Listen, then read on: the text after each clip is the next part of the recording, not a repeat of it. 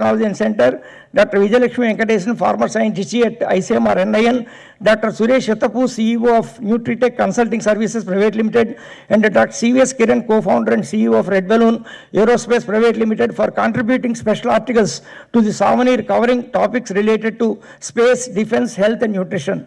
After the inaugural function, there are 4 sessions covering theme of the conclave.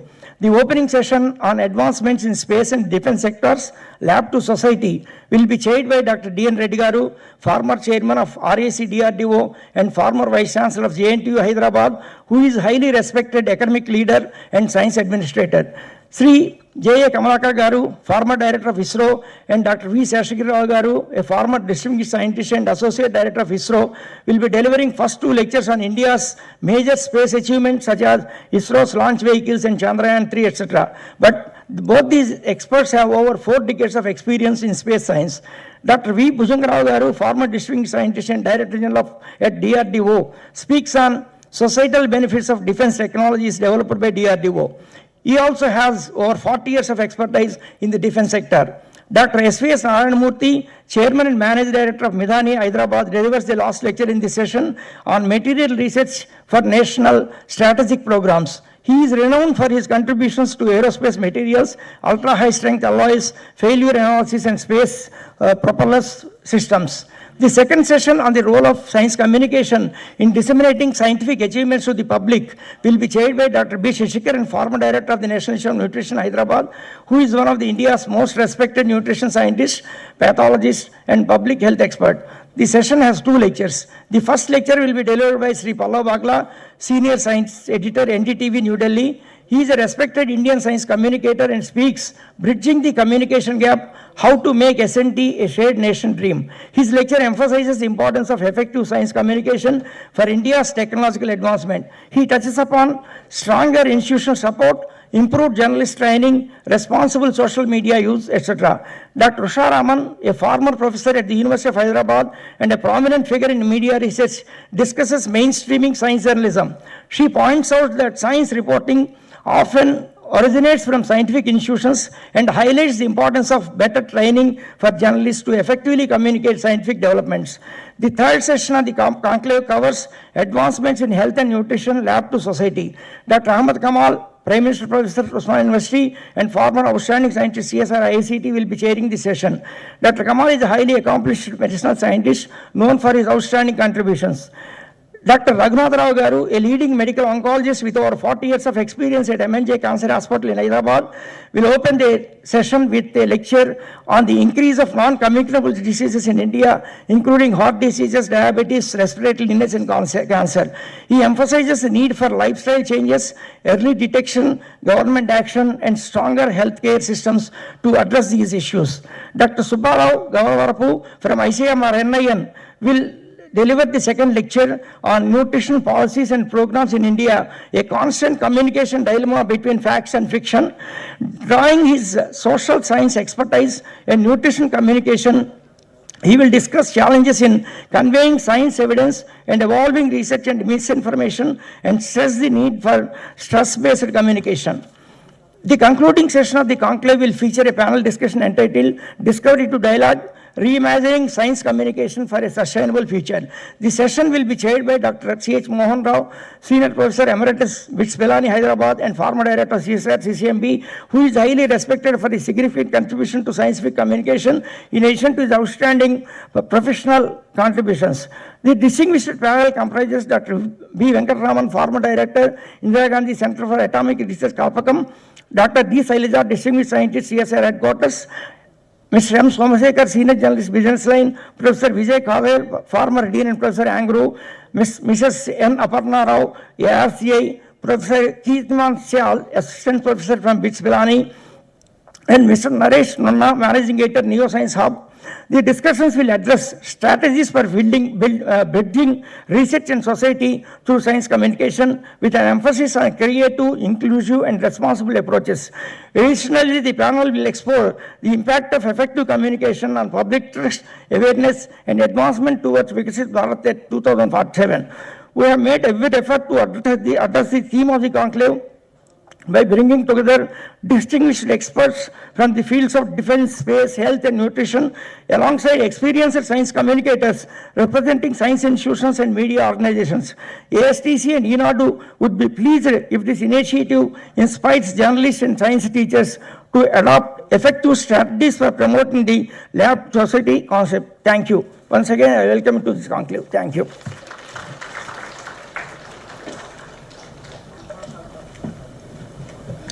Thank you, sir.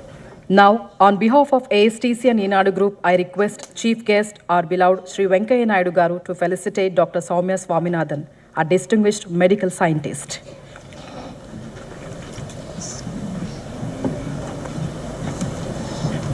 A globally respected scientific communicator, Dr. Soumya Madam played a pivotal role at the WHO in making scientific evidence accessible to the public.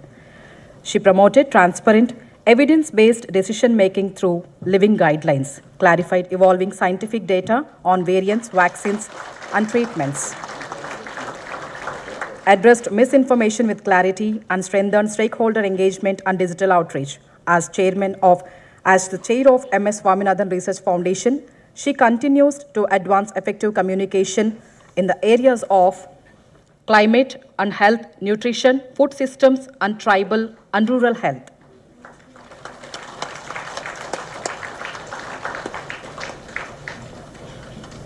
Thank you, sir.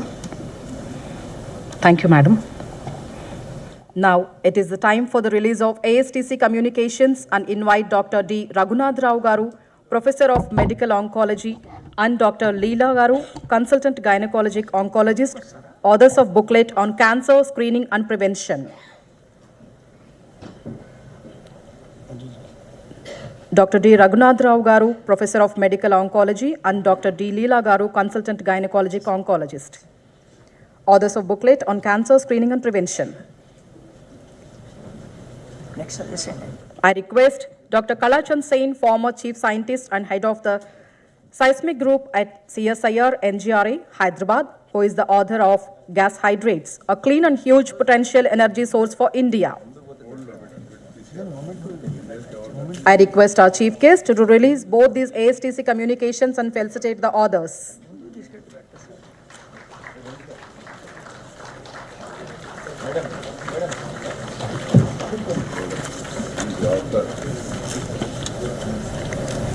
Cancer screening and prevention.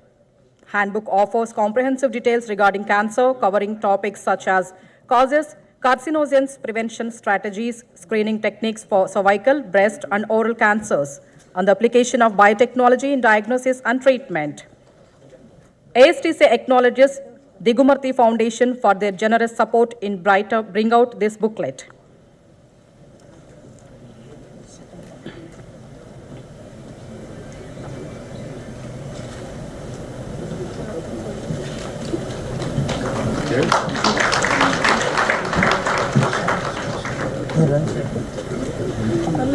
It's okay. No. ఇద్దరికి కలిపేస్తారు ఇంకా joint కాబట్టి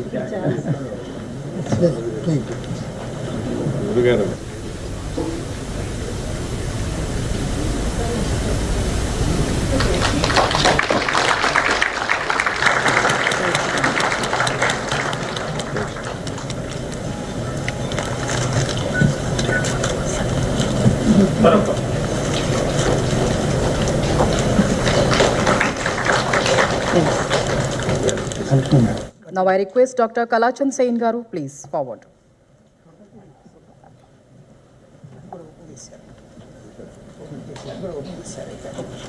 Gas Hydrates booklet provides an overview on the importance of gas hydrate resources for enhancing India's energy security while reducing dependence on coal and oil.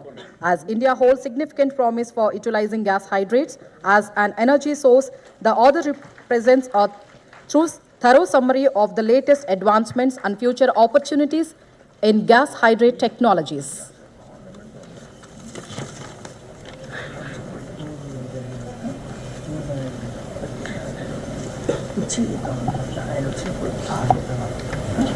Thank you, sir. Thank you.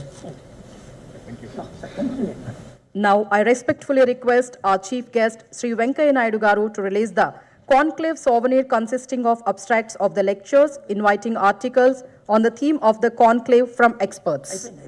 Next. I would now like to invite Dr. D. Balasubramanian, former Director of Research at LVPEI and former Director of CSIR CCMB, to the dais to receive the honor. చెప్పండి madam నాకు చెప్పండి. ASTC annually honors eminent scientists and distinguished science communicators. I now invite our chief guest, Dr. Venkaiah Naidu Garu, and the guest of honor, Dr. Soumya Swaminathan, to felicitate Dr. D. Balasubramanian Garu.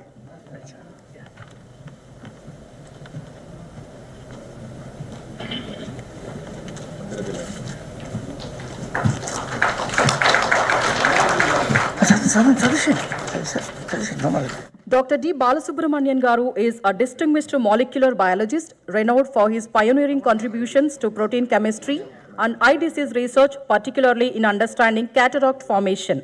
As a visionary leader and mentor, he has strengthened India's scientific institutions and advanced public engagement with science. His scholarship, integrity, and lifelong commitment to societal well-being continue to inspire generations of researchers.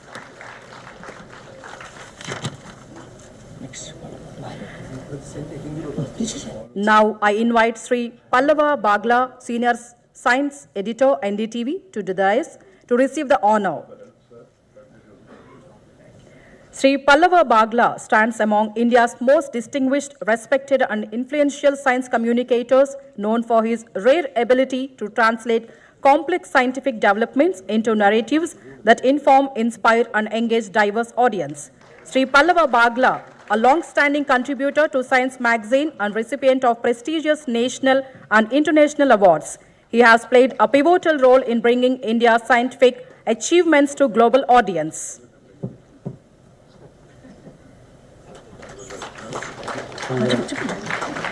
Dr. B.G. Siddharth Garu, founder and Director General of the B.M. Birla Science Center, is an internationally respected physicist known for his pioneering prediction of a dark energy-driven accelerating universe. A scholar of profound depth and a visionary institution builder, he has advanced research in theoretical physics, nurtured scientific culture, and brought global scientific leaders to India. His lifelong dedication to science education and public outreach continues to inspire generations.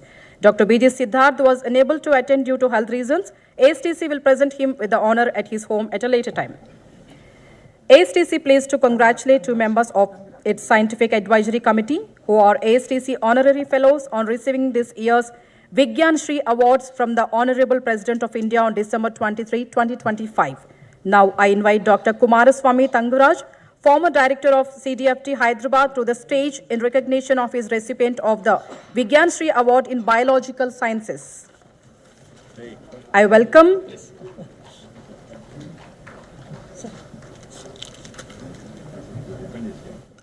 Dr.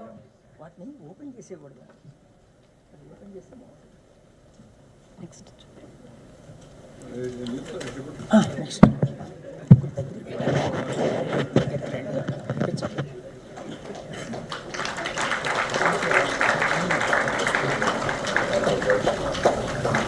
Now I welcome Dr. S. Venkat Mohan Garu, Director of CSIR Neeri, Nagpur, to come forward to receive this honor. Sir, Dr. S. Jairam Reddy Garu, kindly come on to the dais, sir, if available.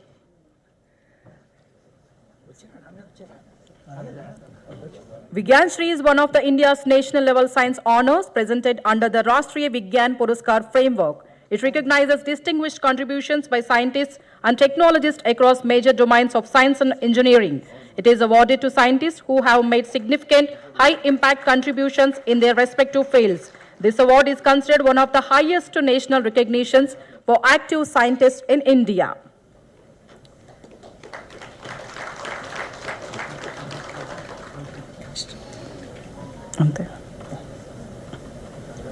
Chief guest address. And chief guest address, Peter. Shall we say?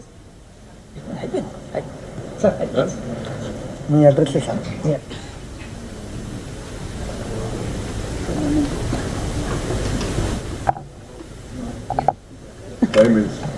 It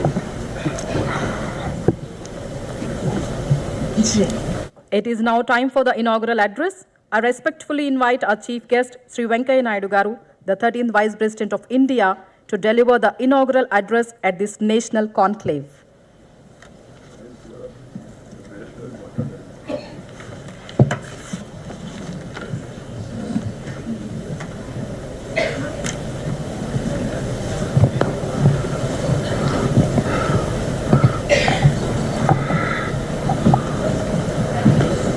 అందరికీ నమస్కారాలు. Doctor Soumya Swaminathan ji, doctor Pavuluri Subbarao గారు, doctor D Srinivas Reddy గారు, శ్రీ ఎం నాగేశ్వరరావు గారు, editor ఈనాడు, doctor CH Mohan Rao గారు, doctor RBN Prasad గారు, doctor CL Narasimharao గారు, scientists who are all attending this conference, and my dear friends, I am pleased to be here at this national conclave on a topic of great relevance: lab to society, role of science communication in building Vikasit Bharat, organized by the Academy of Sciences, Technology, Communication in collaboration with the Inadu Group. I'm very happy that Inadu Group is cooperating with them, because communication is research is one important aspect, communication is another important aspect. So it's good that Inadu Group has joined this conclave in order to collaborate with the Academy. Since its inception in 2004, ASTC has been contributing to the spread of scientific awareness, and I am told that it is now focusing on organizing annual activities by bringing together scientists, engineers, and doctors, among others, on a common platform to discuss matters of current scientific interest. అలాగే ఈనాడు సంస్థ విషయానికి వస్తే, సమాజం గురించి ఆలోచించడం, సమాజం కోసమే పనిచేయడం ఆ సంస్థ యొక్క డిఎన్ఏలో ఉందని నేను అనుకుంటున్నాను. తెలుగు పత్రికా రంగంలో ఒక విప్లవాన్ని సృష్టించిన పద్మవిభూషణ్ శ్రీ చెరుకూరు రామోజీరావు గారు ఒక ధృవతార. క్రమశిక్షణ, అంకిత భావం, దూరదృష్టి, discipline, commitment and also foresight, అవి అన్నీ కూడా ఆయన సొంతం. ఆయన పత్రిక పెట్టిన తొలినాటి నుంచే శాస్త్రీయ అంశాలకు ప్రముఖ స్థానం కల్పించేవారు. సాధారణంగా న్యూస్ పేపర్స్ ఈ విషయానికి ఎక్కువ ప్రాధాన్యత ఇవ్వవు, కానీ ఈనాడు మొదటి నుంచి కూడా ఈ శాస్త్రీయ అంశాలకు ప్రముఖ స్థానం కల్పించేవారు. తెలుగు పాఠకులకు శాస్త్ర విజ్ఞానాన్ని అందించాలని తాపత్రయపడేవారు. ఆయన వేసిన బాటలో, ఆయన ఆశయాలకు అనుగుణంగా వారి అబ్బాయి కిరణ్ గారు ఈనాడుని ముందుకు నడిపిస్తున్న తీరు అభినందనీయం. I'm glad that the objective of the ASTC is not for profit organization, include advancement of science, technology and education by bringing together experts from these areas for the diffusion of usual scientific knowledge among the people. I am pleased to note that the ASTC also seeks to organize science communication activities through popular lectures, seminars, symposia, workshops, refreshing courses, panel discussions, etc., besides the publication of books, newsletters, and journals on science. శాస్త్ర విజ్ఞానం 4 గోడల మధ్య ఆగిపోకూడదు. It should reach the people. అంటే అది ప్రజల ముంగిటకు చేరాలి, ప్రజల్లో ఆదరణ పెరగాలి, అవగాహన పెరగాలి, విద్యార్థుల్లో సైన్స్ పట్ల ఉత్సుకతను పెంచాలి. Such forums serve to further the role of science communication in helping research percolate to the ground level. Outcome of research in labs must benefit society at large at an accelerated pace for us as a nation to build a strong Vikasit Bharat by 2047. This can only be done when you inculcate scientific temper on a widespread scale by creating sound knowledge base. Equally critical is the need to foster academia industry linkages. This is very important. Academia and industry linkages and promote active engagement within the scientific community. There should be a powerful thread meaningfully connecting science, technology and society. As well as you are all aware that science communication serves as a vital conduit that transforms and transports the lab-based research from specialized silos to broader society. It amplifies the visibility and influence of research outcome. ఈనాడులో జ్ఞాననేత్రం శీర్షిక కింద ఎంతో సరళంగా in a very simple manner సైన్స్కు సంబంధించిన అంశాలను ప్రచురిస్తున్నారు. క్లిష్టమైన పరిశోధనా అంశాలను సామాన్యులకు అర్థమయ్యేట్టు రాయడంలో ఈనాడు ముందంజలో ఉంది. చంద్రయాన్ ప్రయోగ సమయంలో ఈనాడు కల్పించిన అవగాహన నాకు ఇప్పటికే గుర్తుంది. ఆ రోజుల్లో తెలుగు రాష్ట్రాలు చంద్రయాన్ ఫీవర్లో ఊగిపోయాయంటే ఈ పరిణామాన్ని పాఠకులకు ఈనాడు చేరవేయడమే దానికి ప్రధాన కారణం అని చెప్పి నేను భావిస్తున్నాను. ఈ విధంగా సమాజంలో సైన్స్ పట్ల ఎంత ఆదరణ పెంచగలిగితే మన దేశం సైన్స్ రంగంలో అంత ముందంజ వేయగలుగుతుంది. By translating complex findings into accessible narratives, it empowers diverse audience to apply scientific knowledge effectively. This makes it an important tool in building Viksit Bharat. Science communication breaks down barriers between researchers and the public policy makers and stakeholders. Without effective science communication, discoveries remain confined to academic journals. This in turn limits real-world impact like policy changes or public health initiatives. Similarly, building science literary helps counter the misinformation, because information with confirmation is more than an ammunition. You need to have the information with confirmation. That is very much required. So this building up this science literally helps counter the misinformation and encourages public input on research priorities and risks. By reaching larger audience, science communication influences decisions on global challenges like climate change, which is a very important aspect in public life across the globe. The harmful impacts of the pesticides on agriculture or on the nature of pandemics, for example. We are all aware that enough information is not given to the farmers or reaching the farmers because they are all using different pesticides which are affecting the human health also. మానవ జీవన నాణ్యతను పెంచడంలో science and technology పాత్ర చాలా కీలకమైంది. హరిత విప్లవ పితామహుడు Shri MS Swaminathan గారి కృషి వలనే భారత్ ఆహార రంగంలో స్వయం సమృద్ధిని సాధించింది. Because of the efforts made by the great scientist, the great son of this great country, Sri M.S. Swaminathan, that we are able to achieve. Once upon a time we used to import food, but now we are in a position to export food. That is the greatness of the scientific community, and particularly Sri M.S. Swaminathan ji. పాశ్చాత్య దేశాలు వారి సాంకేతిక పరిజ్ఞానాన్ని మనకు బదలాయించడానికి నిరాకరించినప్పుడు విక్రమ్ సారాభాయ్, శ్రీ అబ్దుల్ కలాం లాంటి మహానుభావులు స్వదేశీ పరిజ్ఞానంతోనే మన రాకెట్లు, మన ఉపగ్రహాలను, మన క్షిపణులను తక్కువ ఖర్చులోనే అభివృద్ధి చేశారు. ఇప్పుడు వాటిని ఎగుమతి చేసే స్థాయికి మనం చేరుకున్నాం. మన లక్ష్యం, మన గమ్యం ఒకటే, శాస్త్ర విజ్ఞానంలో అగ్రస్థానంలో ఉండాలి భారతదేశం. Once upon a time, India was known as Vishwaguru. Students from across the globe, they used to come to Nalanda, Takshashila, Vikramshila universities. This is not what I am saying. This has been written by Pahian, Huan Song, the Chinese, the tourists who have come to India and then wrote about the greatness of the India. But unfortunately, the destruction made by some of the invaders and also subsequently India becoming enslaved because of the Britishers' aggression. They came here, they looted us, they cheated our minds also.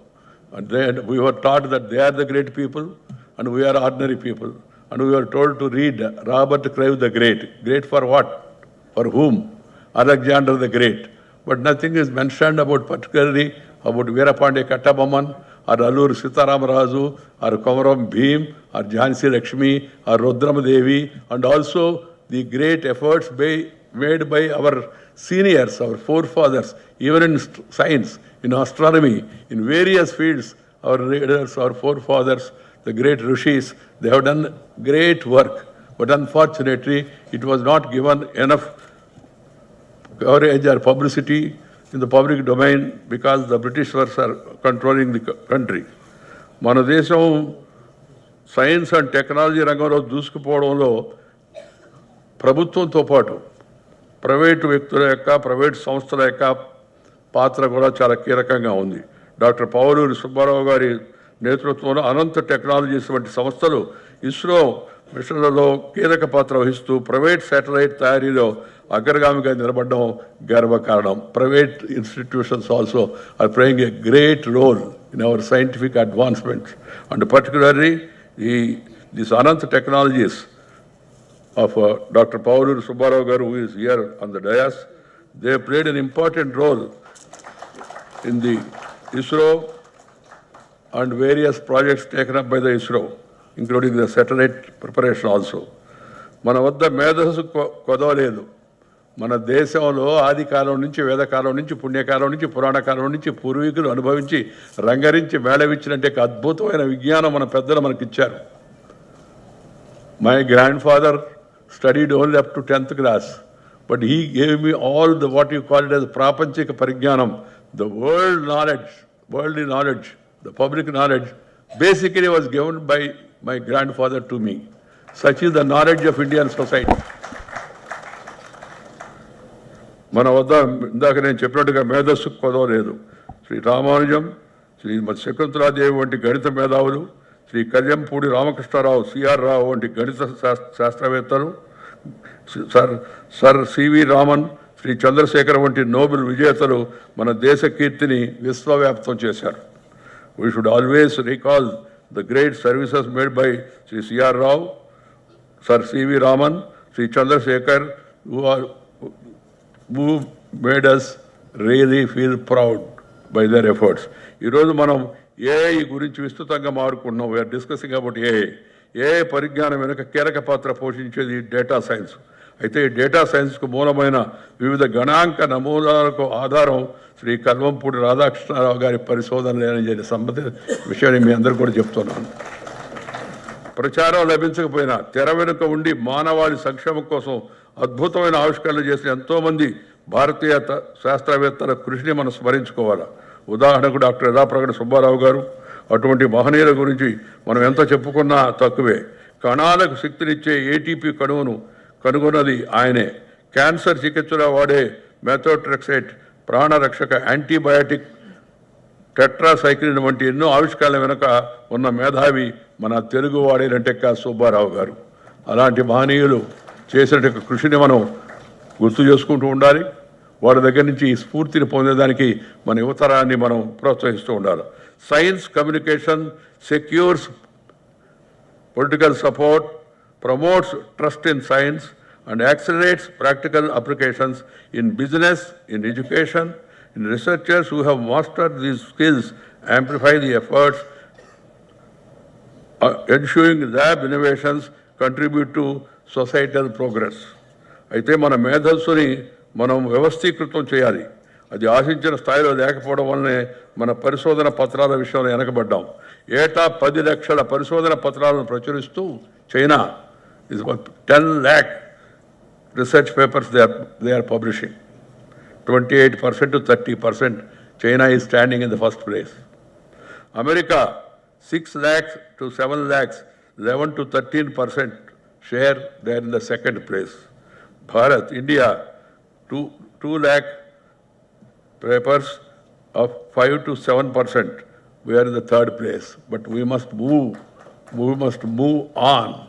and we have the competence, we have the capacity, and the government is ready to extend support and is extending support also. America China వంటి దేశాలతో పోలిస్తే మన పరిశోధనలు వాణిజ్యపరంగా సామాజికంగా మరింత ప్రభావం చూపాలి. Research is for the welfare of the people ultimately. That should be kept in mind. Science and technology should be utilized for the advancement of knowledge and also enhancing the people's capacities and caliber so that they can make further progress in order to help larger sections of the society. దేశవ్యాప్తంగా centres of excellence ఏర్పాటు చేయడం చాలా అత్యవసరం. There is every need to have centers of excellence in every state. There must be institutions in that regard. My dear friends, science, I personally feel that science also has to be taught in mother tongue. The day is not far away that science, medicine, engineering, AICT, UGC, they are already taking steps to see that these courses are also taught in mother tongue. Mother tongue do not mean Telugu alone. In the respect to mother tongue of our youngsters, that is the need of the hour, because it will easily go to the mind. If you try to teach them in a foreign language, first you should understand the language, next you should understand that subject also. If you teach them in their mother tongue, the subject directly goes to the mind. That's why I always say mother tongue is like your eyesight and English is like spectacles. If you have eyesight, spectacles will work. Otherwise, even if you wear Ray-Ban glasses also, Zuban se kuch aayega nahi. This has to be understood by one and all. So, moving towards education in mother tongue is very important. I'm happy that the Prime Minister of the country, Narendra Bhai Modi, is also of the same opinion.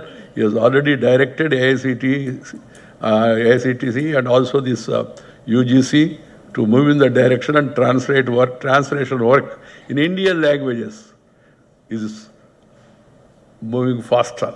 It is happening. The day is not far off.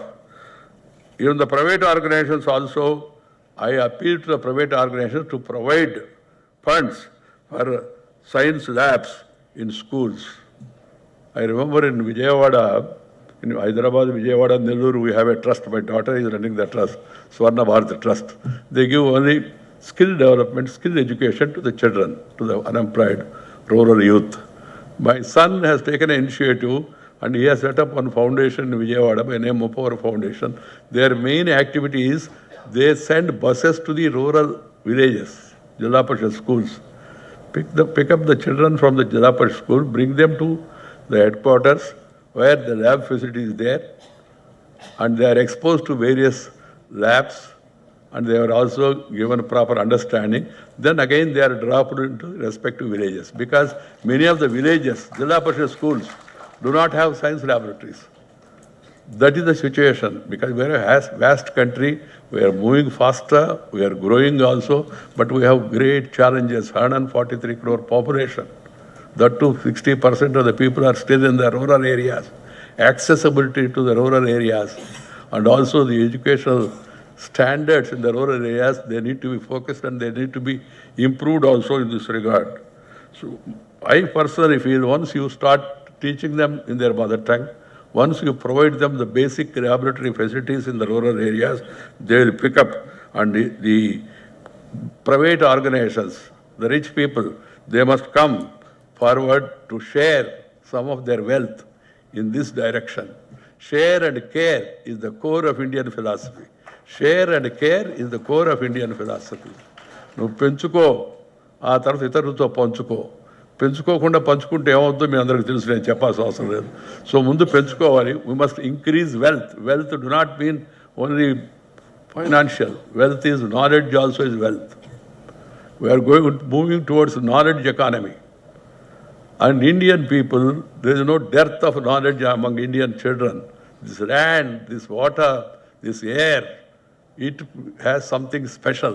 You look at the international scenario where more multinational companies, they are having Indians as CEOs. Sundar Pichai, Nadella Satya, what is the They proved that they are second to none, and that's why they are chosen to head the institutions. We should encourage more and more research, more and more scientific temper among the children so that they take interest in the future and then become something in their life. Science communication can become more effective by leveraging platforms like social media. Social media has to be properly utilized. Now the social media is unfortunately has become an anti-social media. They put up headline.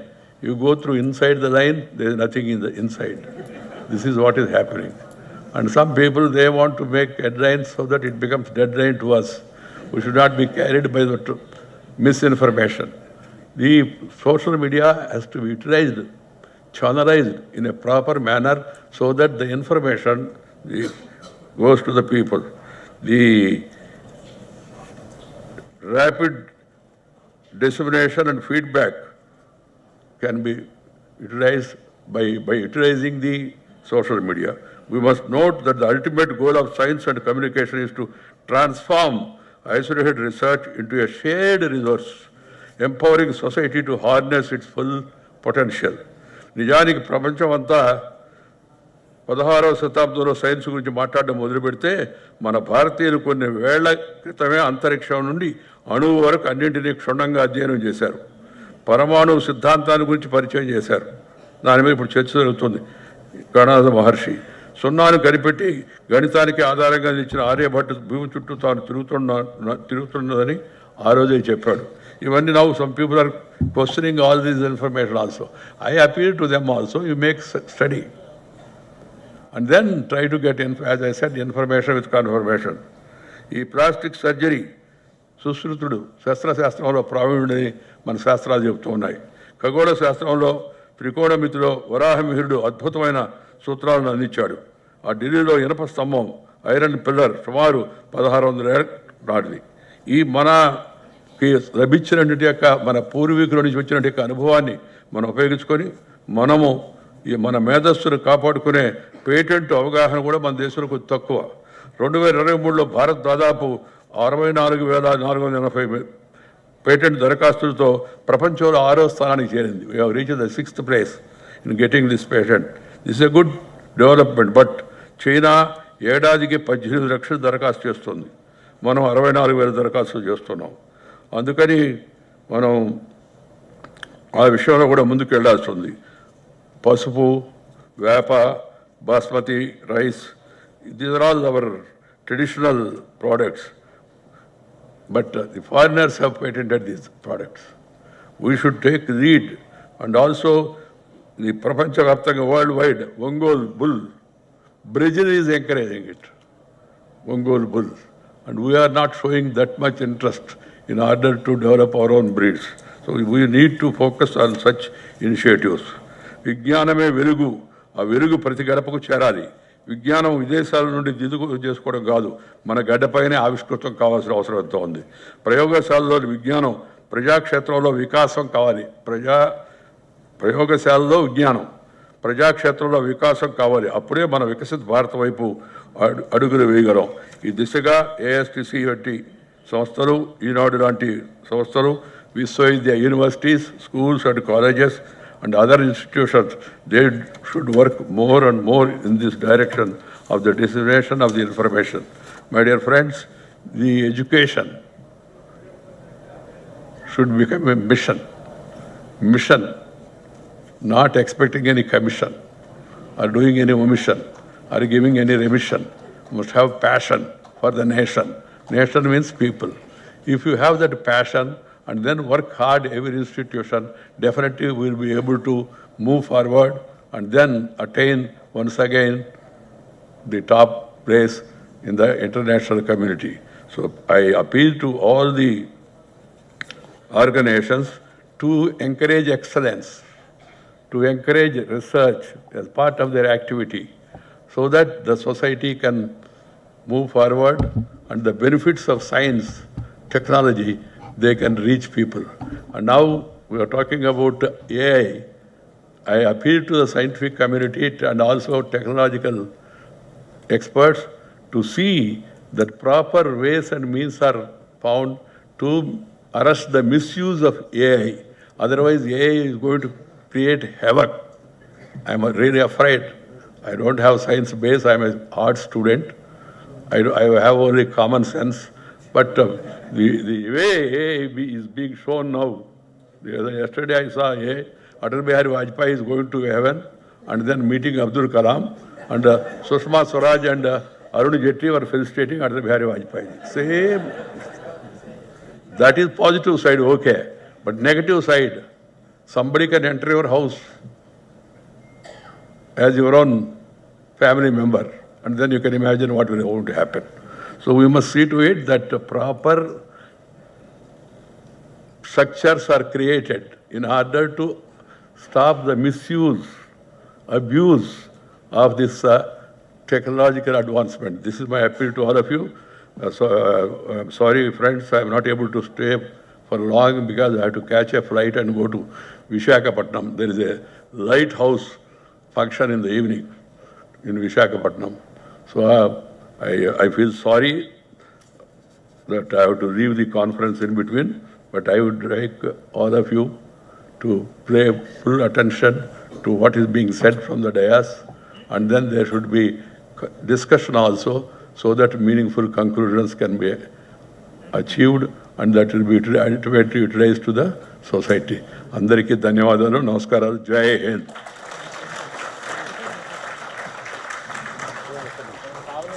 Thank you, sir. Now, on behalf of ASTC and Yenadu Group, I request Dr. C.H. Mohan Rao Garu, Sri Pavluri Subbarao Garu to felicitate our Chief Guest, Sri Venkaiah Naidu Garu. Now, I respectfully request our Chief Guest, Sri Venkaiah Naidu Garu, to release the conclave souvenir consisting of abstracts of the lectures, invited articles, and the theme of the conclave and experts.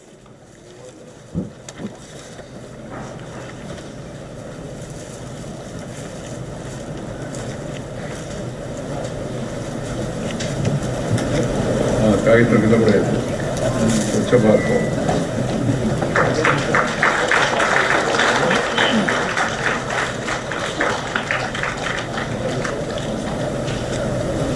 Thank you. ఇక్కడే ఉంది sir, షాలు ఇక్కడే ఉంది sir, just షాలు కప్పి.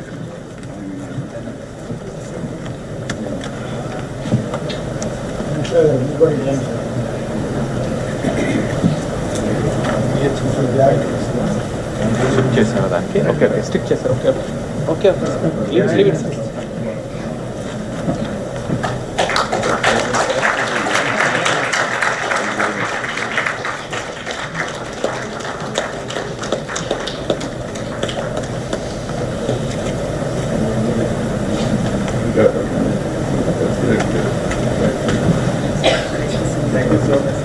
Every time I'm leaving before you speak.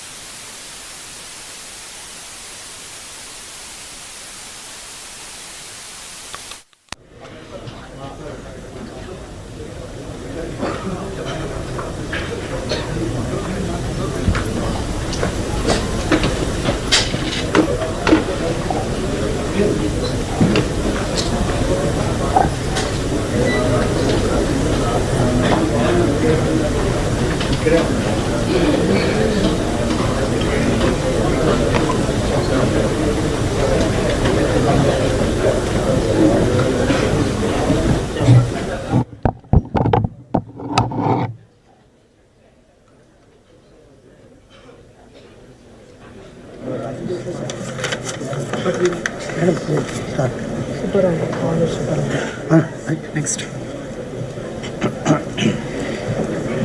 Now, I am pleased to welcome Dr. Pavuluri Subbarao Garu, founder and CMD of Ananta Technologies and a key figure in India's private space sector, from his leadership at ISRO to establishing a leading aerospace company. He has championed India's technological advancement and inspired future generations with his commitment to innovation and excellence in space technology. Dr. Subbarao Garu is the president of the AP Space Tech Academy. She has to go early. Very distinguished personalities on the dais and in the audience, teachers and students, namaskar. ఇప్పుడు వెంకయ్యనాయుడు గారు మాట్లాడిన తర్వాత ఎవరు మాట్లాడడం చాలా చప్పగా ఉంటుంది కాబట్టి నేను ఎక్కువగా పొడిగించదలుచుకోలేదు. ఆమె కూడా తొందరగా వెళ్ళాలి కాబట్టి. There are three important aspects. One is the lab to society and the communication, the way that is being done. In fact, we have to learn our lessons from existing systems itself on that. For example, in the agriculture research laboratories, they have an extensive extension programs in which whatever they produce in the lab is being used for the farmers on that. So therefore, they educate the farmers and they start using that part of it. And similarly, in terms of communications, we have to learn from ISRO. Every launch program that goes up, it is always you see them on the TVs. And particularly when we landed on the south side of the moon, that's where, every Indian very proudly looked at it. That's where Atmaviswasam comes from, that part.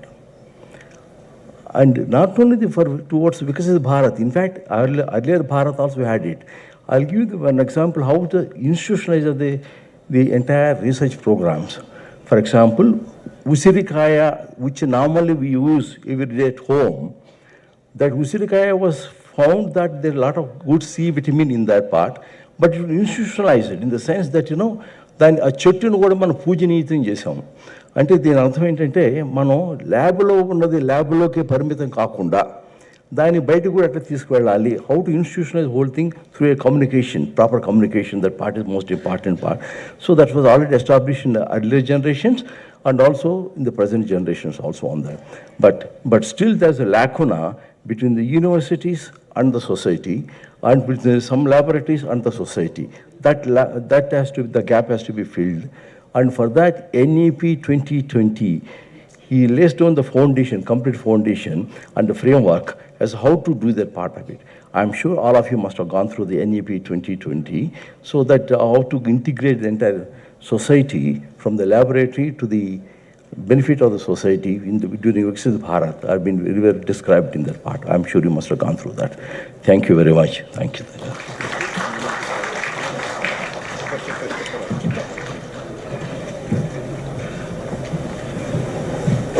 Thank you, sir.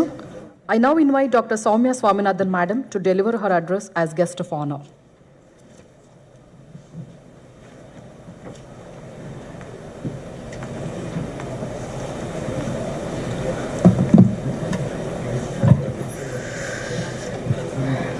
Very good morning to everyone. Thank you to the office bearers of the SCT and the ENAD group for this very timely gathering.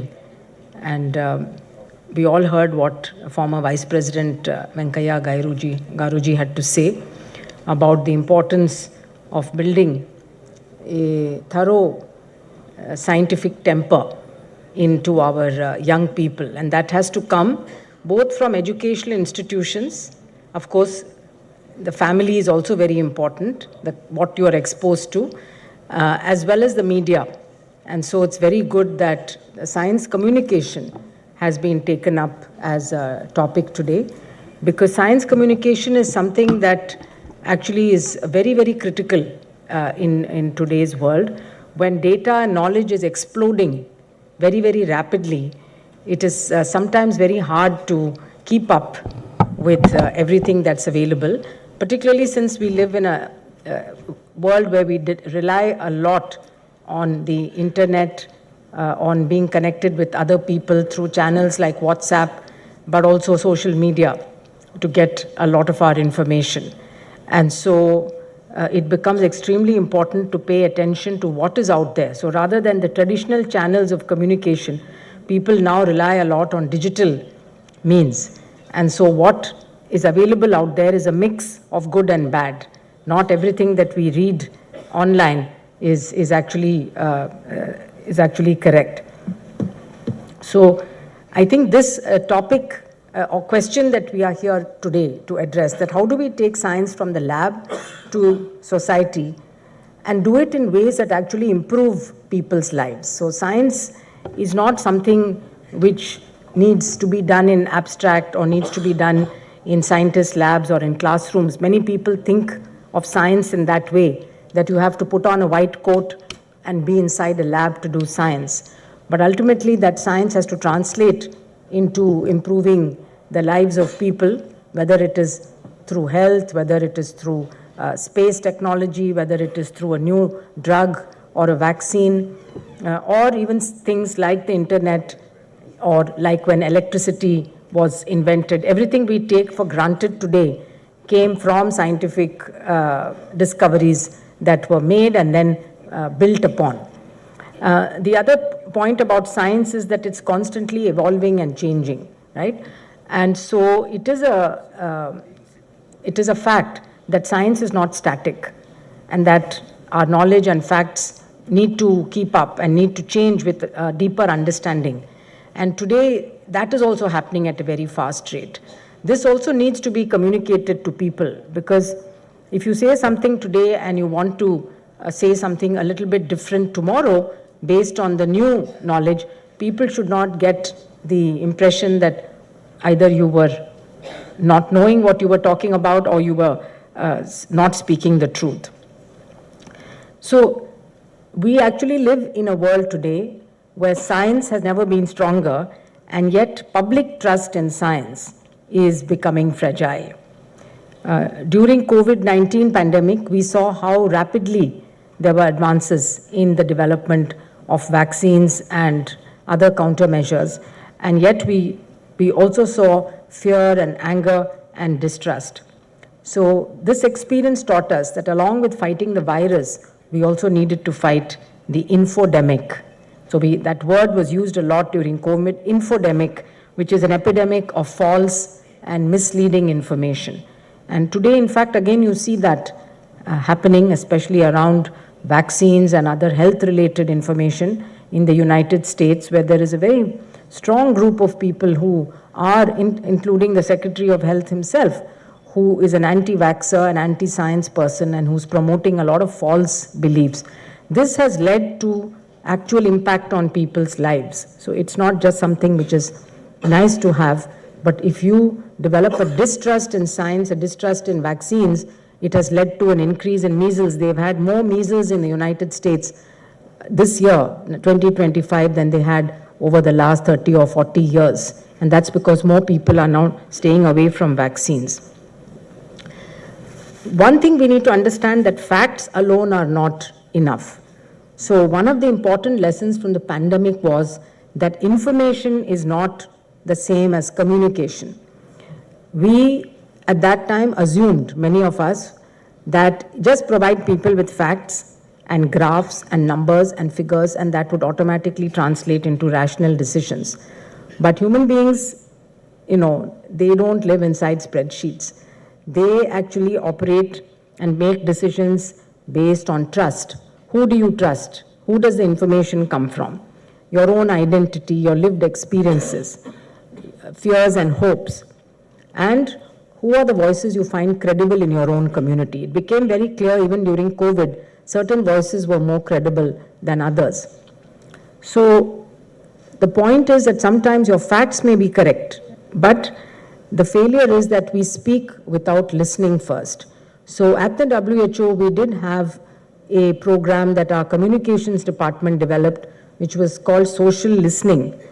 So the social listening was essentially about keeping a very close watch, particularly on social media and online conversations, about what were the themes that people were discussing, what were they worried about, what were they anxious about, where was the misinformation actually really being, in which areas was there more misinformation, and which areas were there more questions. And I also learned that when people ask questions, it doesn't mean that they are a skeptic or anti-science. It only means that they may not understand what we are saying. They're genuinely asking a doubt or a question, and we should, as scientists, we should pay attention to that. We should respect those views, and we should, of course, communicate in a way in which we can address their fears. So, for example, there was a lot of fear about vaccines causing infertility. There were, of course, a lot of conspiracy theories also, that vaccines have all kinds of things like chips that are being injected into people. Those were very far out conspiracy theories. But the fact, does a particular vaccine have a particular side effect? That is a genuine question that needs to be answered with data. And when data is being collected, one also needs to say that as of today, we have data, let us say, based on 3 months of experience of using this vaccine. And we know that this and this is happening.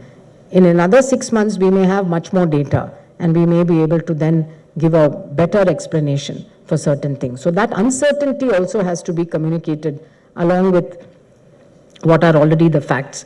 So I think as India builds its science communication framework for Viksit Bharat at 2047, we should make 3 shifts. One is that from broadcasting alone, we need to move to listening, which means that we need platforms, we need science hubs and platforms which bring public together with scientists and policymakers to actually understand what do people believe and why.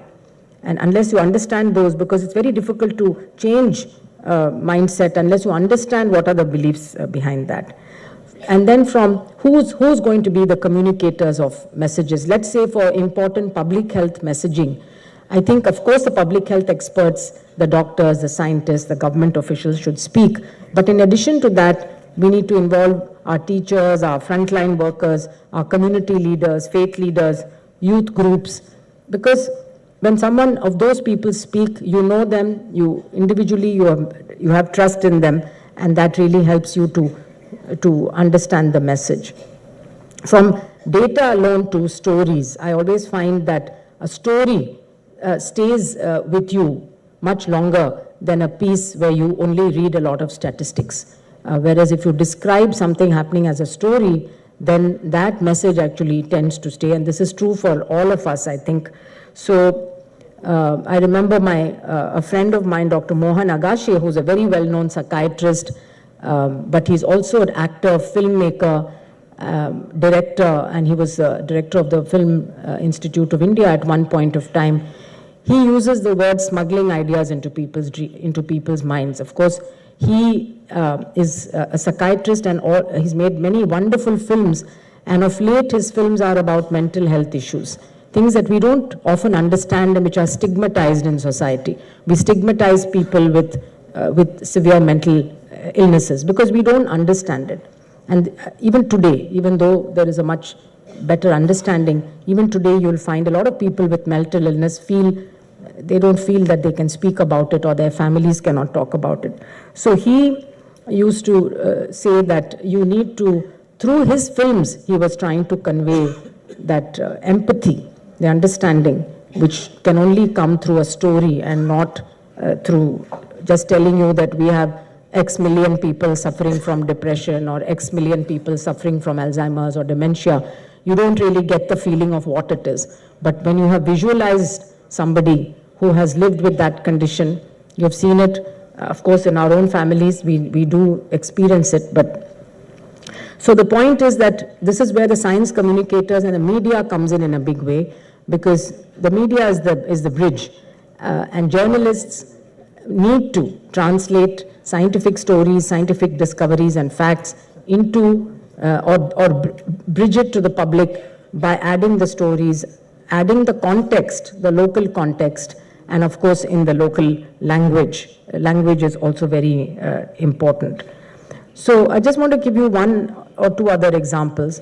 Venkaiah Naidu ji spoke about food security and my father's role in that. Now today, it's true that we have enough food, and in fact we even export food, but we cannot say that everyone in India has adequate nutrition.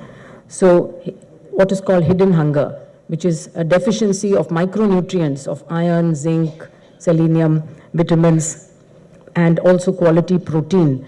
This actually affects our cognitive development. If you see, our brain develops in the first 5 years of life. After that, the brain is hardly growing. So whatever cognitive development and intellectual development potential has to develop, it is only in the first 5 years.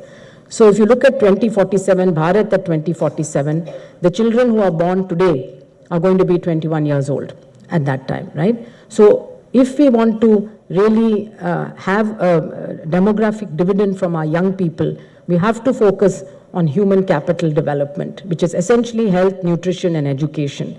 And the first 5 years of life is important. When we see the levels of stunting and underweight today in our country, and at the same time a growing level of obesity, overweight, diabetes, etc., it all boils down to our diet, unhealthy diet. So two important risk factors for health today are diet and air pollution. And these two contribute a huge amount actually of amongst all the risk factors to our health. So we need to address, when we talk about health and well-being, we have to talk about what are the factors that let us live a healthy life and have well-being. And clean air, clean water, good food, nutritious food, sanitation. So good food or nutritious food does not mean expensive food. And the problem is again that here it's a battle with the big companies which promote, which advertise unhealthy food. They misleadingly advertise it as a healthy food. So for a poor person who's running short of time, who's busy working, the woman doesn't have time really to go out and cook. She sees an advertisement which says, buy this product, it will make your children very strong, it will build their muscles. She's going to spend all her money on buying that product rather than on buying some fruits and vegetables and dal which she could cook, and feed her family. So here, regulation needs to play a role as well as awareness. And today I think our levels of nutrition awareness are extremely low. Even very well-educated people are not aware of what, and Dr. Shashikiran is here. I hope he'll be talking about that later. And also there is a nice booklet that has been released today on oils and fats. And so many misconceptions and myths about nutrition. Everybody wants a quick solution. So the best thing is to take a supplement, take a pill, take a drink, protein drink, rather than go back to healthy eating habits. So we need to, there are multiple stakeholders in our food systems. One are the farmers. Our farmers, if we want them to diversify our crops, we need to speak to them in a language which makes sense to them. So why should they diversify? Why should a farmer who grows only paddy diversify? He will do it, he or she will do it if their income is protected. If you ask them to take a hit on their income, they're not going to. After all, that's their survival, particularly since we know in India, more than 60% are small farmers or 80% are small farmers. So crop diversification is important for our nutrition, but for farmers, their income and livelihoods have to be protected. But also, we can talk to them about climate resilience, and in the future, when we have climate change impacting, you can actually lose a cash crop and the farmer can lose everything in that one disaster, climate disaster. The entire crop can go. This has happened last year. We have seen it happening across India in many states. But if they're diversified and they also have some climate resilient crops like millets, then even if there is a prolonged drought, at least they will have those millets available for them to eat. So they're not going to go hungry. For schools and for school children, we need to link nutrition with learning outcomes and future opportunities. So we've got to give this message about good physical, mental, cognitive growth, which is linked to nutrition, because every child wants to do well. Every child has some role models and heroes, whether they are sports role models or whether they are scientists role models. So we need to link the communication, and we need nutrition gardens, kitchen gardens in every school and Anganwadi center, so that children can not only grow, help to grow, and also to eat and understand what nutritious diet looks like. And for policymakers, we need to make the case that nutrition is not just something which is a health issue. Just like air pollution, it's considered an environmental issue, something that looks bad, but actually it is a health issue. And it is actually cutting years from our lives, significant, and causing all kinds of diseases. So, but for policymakers, we also need to make the economic case, because policy is based not just on scientific facts and evidence, though as scientists we all want to believe that if we provide the facts, the policymaker should act. But that is not how policy is made. It depends on political priorities, it depends on the budget and finances that are available, it depends on administrative feasibility. So scientists also need to communicate in ways that policymakers can understand. It is even if we write a paper which is published in a peer-reviewed journal, if it has an implication for policy, we should be able to very simply make a 1 or 2 page policy note, which actually lays out the problem, what the research had done, what it showed, and how that could actually become a policy and impact much larger numbers of people. So I think that is the true test of strong research, but also the research and academic people who are involved, the experts, and how well that community is able to link to the policymakers and vice versa. So we need that conversation where policymakers also can explain to scientists what their problems are, what are the gaps, which are the areas where they need more data. Data is very, very important for policy making. In fact, former Vice President Venkaiah ji has left, but I remember in 2016 when I was DG ICMR, we released the state-level disease burden estimates for India for the first time. Before that, we did not have a state-level burden. It was all national-level statistics. So when we did that, there was some concern that that there will be some comparison, or some states are going to feel bad compared to other states, but actually everybody welcomed that report. Because for a state policy maker, he or she needs to see, okay, in Telangana, what is the burden of disease that I have? What is it that my funding should be going towards, etc., and what should I be planning for in the future? So he and at that time Health Minister Nadda ji were the two who released that, and after that ICMR has been updating the state level disease burdens. So finally I want to talk about science diplomacy. We live in a polarized world. There's increasing geopolitical mistrust. Every day we see all sorts of issues happening. Collaborations are being restricted, narratives are polarized, and sometimes scientific evidence is distorted. I gave you some examples earlier on the vaccines. But science diplomacy rests on simple truths. The first truth is that pathogens do not need passports, as we saw very well during the pandemic. Similarly, climate change does not respect any national boundaries or state boundaries. And third is that human curiosity and compassion, they actually cross political lines. So when it comes to science, when it comes to health, I think diplomacy can actually bridge those barriers and those gaps which otherwise may be created due to whatever geopolitical reason. So our responsibility again as science communicators becomes to stick to the integrity of evidence. So the ethical line is very clear that we must not distort or suppress science for partisan purposes, because the credibility of science is our greatest public good. So I talked already about science and policy making and bridging that. So I would just like to end by saying that ultimately the goal of scientists is of course to produce excellent science, but only when it has some kind of big public impact or a public good, then actually you feel satisfied. Now every piece of work may not have that, but there are pressing public health challenges, there are pressing issues in society which scientists can solve. I think climate change is also one of them, where we need a lot of innovation, we need a lot of interdisciplinary work to address the challenge which is coming. So the journey from lab to science, it's not a straight road. It is actually a dialogue, it's a partnership between scientists and citizens, and in between I think come the science communicators. Experts also need to be humble. So humility is very important. We need to listen. We need to constantly be learning and updating ourselves, and the public needs to have curiosity.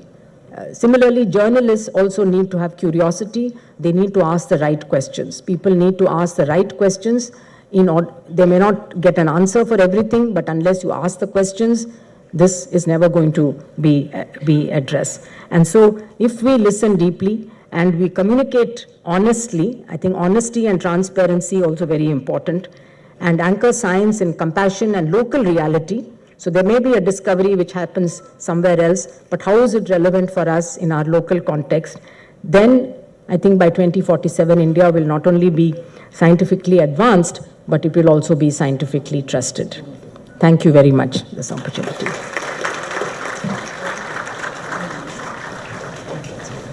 Thank you, ma'am. On behalf of organizers, I request guest of honor Dr. Soumya Swaminathan Madam to present fellowship certificates.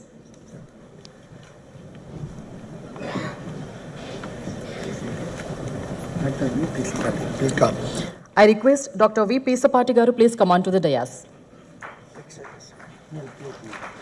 Dr. R. Vijay. I request Dr. R. Vijay Garu please come on to the dais.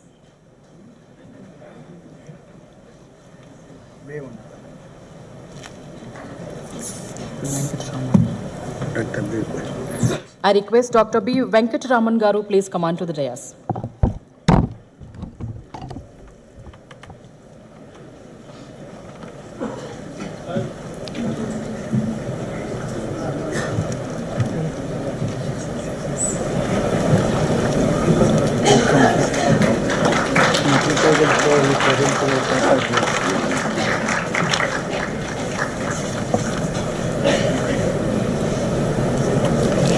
Dr. Vijay, repeat. Dr. R. Vijay Garu.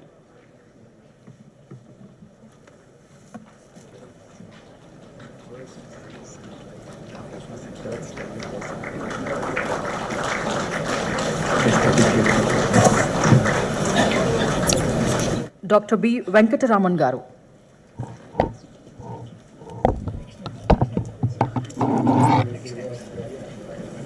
I request Dr. Yuvaraju Chinnam Garu please come on to the dais.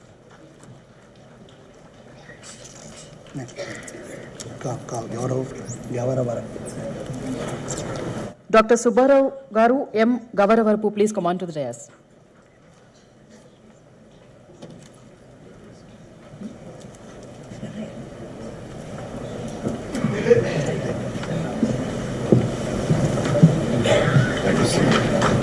Dr. Subbarao Garu. Dr. Ratna Sudha Garu please come on to the dais.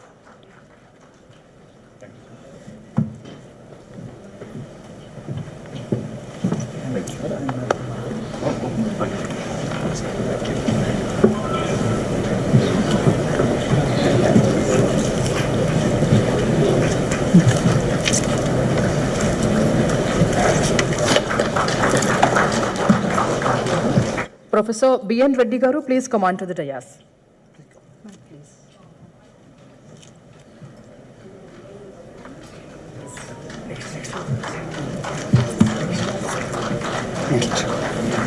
Professor B.N. Reddy Garu.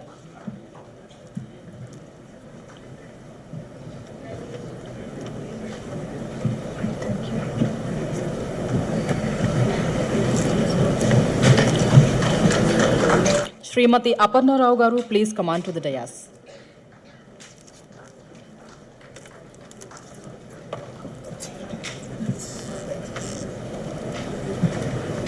Srimati Aparna Rao Garu.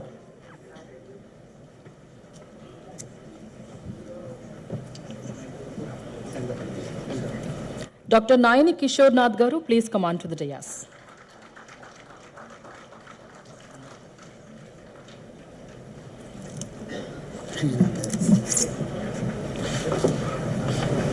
Dr. Nayani Kishore Nath Garu.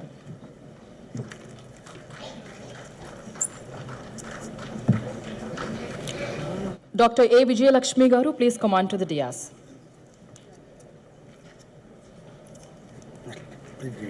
Dr. Karuna Rupala Garu, please come on to the dais.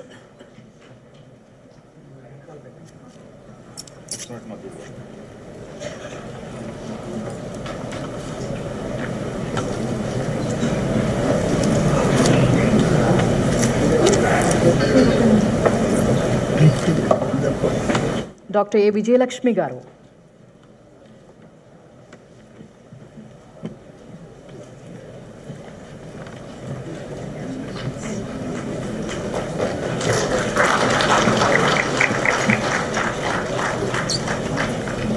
Dr. Karuna Rupala garu.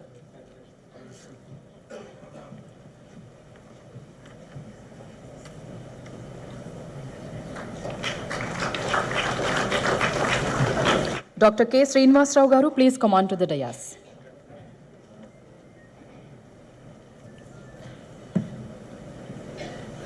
Dr. K. Srinivas Rao garu.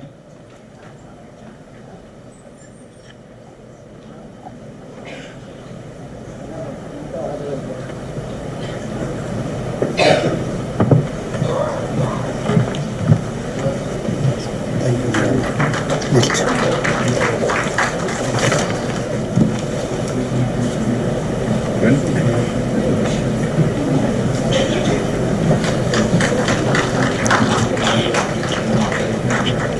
Thank you, ma'am. Thank you so much.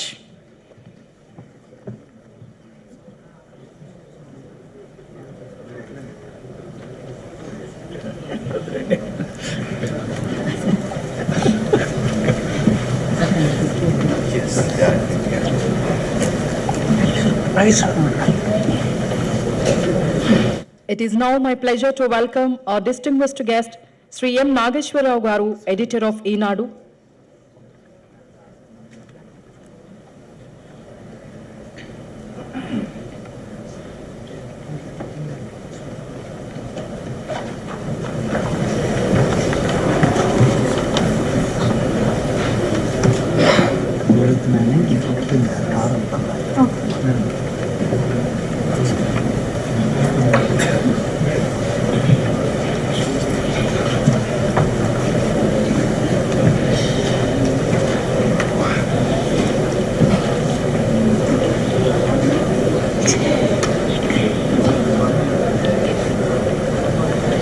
So, it is now my pleasure to welcome our distinguished guest, Sri M. Nageshwarao garu, editor of Eenadu, and invite him to share his address with us.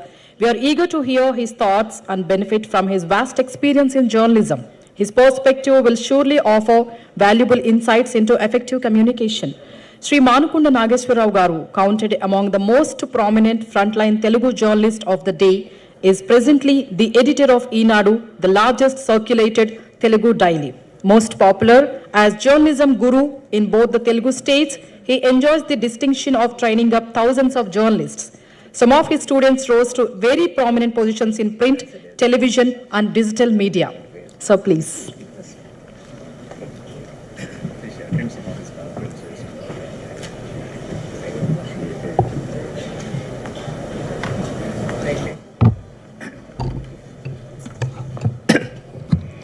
అందరికీ నమస్కారం. చివరిలో మాట్లాడే వాళ్ళని chief guest అంటారు, కానీ ఇక్కడంతా reverse అయింది. So guest on the dais doctor Pavuluri Subbarao గారు, డాక్టర్ శ్రీనివాస్ రెడ్డి గారు, డాక్టర్ మోహన్ రావు గారు, డాక్టర్ ఆర్బిఎన్ ప్రసాద్ గారు, శ్రీ సిఎల్ నరసింహారావు గారు, esteemed scientist, teachers, academicians, science communicators, colleagues from the media, research scholars and students. Good morning to all of you. I consider it a privilege to participate in this national conclave on Lab to Society, Role of Science Communication, organized by Academy for Science, Technology and Communication, at a time when science is no longer confined to laboratories, but is closely connected to time, public health, national security, climate, food, and future of our children. ఇది science పండగ. ఈ పండగలో ఈనాడు భాగస్వామ్యం వహించడం చాలా సంతోషంగా ఉంది. మేము ఈనాడు 1970 లాంటి 51 ఇయర్స్ క్రితం సైన్స్ ఈనాడు ప్రారంభించినప్పుడు సైన్స్ అనేది ఒక ఇంటిగ్రల్ పార్ట్, సైన్స్ జర్నలిజం అనేది. అప్పటి నుంచి కూడా సైన్స్ మ్యాగజైన్లో, అంటే సండే మ్యాగజైన్లో సైన్స్ అనేది ఒక అంతర్భాగమై అప్పటి నుంచి ఇప్పటి వరకు కూడా మాకు సైన్స్ అండ్ టెక్నాలజీ పేజ్ కూడా ఉంది. It appears on every Wednesday. So science లేకుండా ప్రగతి లేదు, సైంటిఫిక్ టెంపర్ అనేవి మన కాన్స్టిట్యూషన్లో భాగం. ఆ సైంటిఫిక్ టెంపర్ని క్రియేట్ చేయటం అనేది జర్నలిజం ప్రధానమైనటువంటి లక్ష్యం అని భావించి అప్పటి నుంచి ఇప్పటి వరకు కూడా అది భాగం చేసుకొని కొనసాగిస్తున్నాము. ఈ సైంటిఫిక్ టెంపర్మెంట్ లేనటువంటి సొసైటీ ఎప్పుడు కూడా ప్రోగ్రెస్ అవ్వదు అనేది ప్రగాఢంగా నమ్మి దానికి ఆ కవరేజ్ కూడా అట్లానే చేస్తున్నాము. సైన్స్ జర్నలిజం అనేది అది అకేషనల్గా కాకుండా కన్సిస్టెంట్గా, క్లియర్గా ఎప్పటికప్పుడు ఏ సందర్భం వచ్చినప్పుడు కూడా రైజ్ టు ద అకేషన్ అంటారు జర్నలిజంలో. సో ఆ సందర్భాల్లో దాని కవరేజ్ని ఇంపాక్ట్ఫుల్గా ఇవ్వటం అనేది ఒక భాగంగా పెట్టుకొని ఈనాడు జర్నలిజం స్కూల్లో ఆ టీచింగ్ ఉంటుంది. ఆ తర్వాత దాని ప్రాక్టీస్ కూడా we have all 5 media: print, digital, television, electronic and radio. We have been practising that science journalism everywhere wherever we are. So ఇట్లా ఈ ఫంక్షన్ చేయటం అనేది చాలా చాలా సంతోషంగా ఉంది. ముఖ్యంగా ఎందుకంటే మన తెలుగులో ఒక సామెత ఉంది, బంగారపల్లి అని కూడా చేర్పు కావాలి అనేది. మనకి ఎంత నాలెడ్జ్ ఉన్నా అది జనంలోకి కనుక వెళ్ళకపోతే, జనానికి కనుక రీచ్ అవ్వకపోతే అది దాని ఫలితాలు అంత ఎక్కువ ఉండవు. ఇందాక వెంకయ్యనాయుడు గారు చెప్పారు మాతృభాషలోనే సైన్స్ ప్రమోషన్ బాగా చేయాలనేది. ఇవాళ పేపర్లో వార్త వచ్చింది, ఐఐటీల్లో వాళ్ళు ఫస్ట్ ఇయర్ మాతృభాషలోనే వాళ్ళు టీచ్ చేయొచ్చు, చదువుకోవచ్చు, పరీక్షలు రాయొచ్చు అనేది. There is a change in the IIT policy. So అట్లా మాతృభాషలో కనుక వాళ్ళకి సరైనటువంటి కమ్యూనికేషన్ వెళ్తే, వాళ్ళ వెర్నాక్యులర్ లాంగ్వేజెస్ న్యూస్ పేపర్స్ కనుక దీన్ని ప్రమోట్ చేస్తే దీని రిజల్ట్స్ చాలా ఎక్స్ట్రాడినరీగా ఉంటాయి. సో దాన్ని భావించి మేము చేస్తున్నాము. ఇక్కడ చాలామంది సైన్స్ టీచర్స్ ఉన్నారు కాబట్టి మీరు ఒక సంక్లిష్టమైనటువంటి సైన్స్ అంశాలని ఒక పాఠక జనరంజకంగా విద్యార్థులకు ఇష్టంగా కనుక చేస్తే the develop love for the science that helps them. వాళ్ళ ఒరిజినల్ ఫ్యాకల్టీ అదంతా కూడా డెవలప్ అవుతుంది. చాలా చాలా ముఖ్యం. అది టీచర్స్ మీద ఉంది. ఎందుకంటే హై టెన్షన్ నుంచి మన పవర్ని ఇంట్లోకి నేరుగా తీసుకోలేము. We require lower dosage. So దాన్ని అట్లనే టీచర్స్ ఒక ల్యాబ్లో ఉన్నటువంటి రీసెర్చ్ ఇన్స్టిట్యూట్స్లో ఉన్నటువంటి ఆ టెక్నాలజీ, ఆ సైన్స్, ఆ ఫలాలన్నీ కూడా విద్యార్థులకి, మామూలు ప్రజలకి, వీళ్ళందరూ కూడా చెప్పగలిగినటువంటి జర్నలిస్టులు, టీచర్స్ కనుక ఉంటే results will be extraordinary. Science does not complete its journey as discovery. It completes its purpose only when it reaches society that we believe in. So today India is undoubtedly a science powerhouse. మనం చూస్తున్నాం, మన వార్తలు అవన్నీ కూడా చూస్తుంటే చాలా miraculous developments అన్నీ ఉన్నాయి. We have reached the moon and Mars through successful space missions. We led the world in vaccines. Hyderabad is a pharma capital, bulk drug capital. We lead the world in vaccines, pharmaceuticals, digital public infrastructure, space and defense technologies. Indian scientists are respected globally, yet we must ask ourselves honestly, how much of this achievement is understood by the common citizen? Is science a shared national dream or a distant jargon? Certainly it should be a national jargon, but it is not there right now. So the gap between the achievement, the awareness in the real world of science and communication is that is the biggest challenge we face. Science communication is not mere simplification. It is a translation without dilution. ఇందాక వెంకయ్యనాయుడు గారు ఉపన్యాసం లాగా సైన్స్ని సరళంగా, ఒక హాయిగా అందరి మనసులోకి వెళ్ళేట్టుగా చెప్పడం అనేది ఆయన ఉపన్యాసం లాగా ఉండాలి. ఒక సరైనటువంటి ఒక ఎనెక్డోట్స్ తోటి, సరైనటువంటి ఎగ్జాంపుల్స్ తోటి, సరైనటువంటి ప్రాక్టీసెస్ తోటి సో కనుక చెప్పగలిగినప్పుడు ఆ స్టిమ్యులేషను, ఆ ఇంపాక్ట్ చాలా ఎక్కువ ఉంటుంది. In today's world, misinformation spreads faster than viruses. Pseudoscience often shouts louder than the evidence. Fear travels quicker than facts. In such a climate, science communication and responsible media are not optional. They are the essential to democracy. A scientifically informed citizen makes better health choices, trusts evidence over superstition, supports rational public policy, resists fake news. జర్నలిజంలో ఒక సామెత ఉంది, if you don't share the right information the false information spreads fast. So ఎప్పుడైనా మన ఏదైనా ఒక కరోనానో లేకపోతే ఒక పోలీసు అట్రాసిటీస్ జరిగినప్పుడు రైట్ ఇన్ఫర్మేషన్ కనుక చేయకపోతే ఫాల్స్ క్లెయిమ్స్ చాలా ఎక్కువ స్ప్రెడ్ అవుతుంటాయి. So it is our responsibility to spread the right news at right place at right way. Hence, science literacy is not an academic luxury, it is a national strength. దానికోసం మనం అందరం కూడా చేయాలి.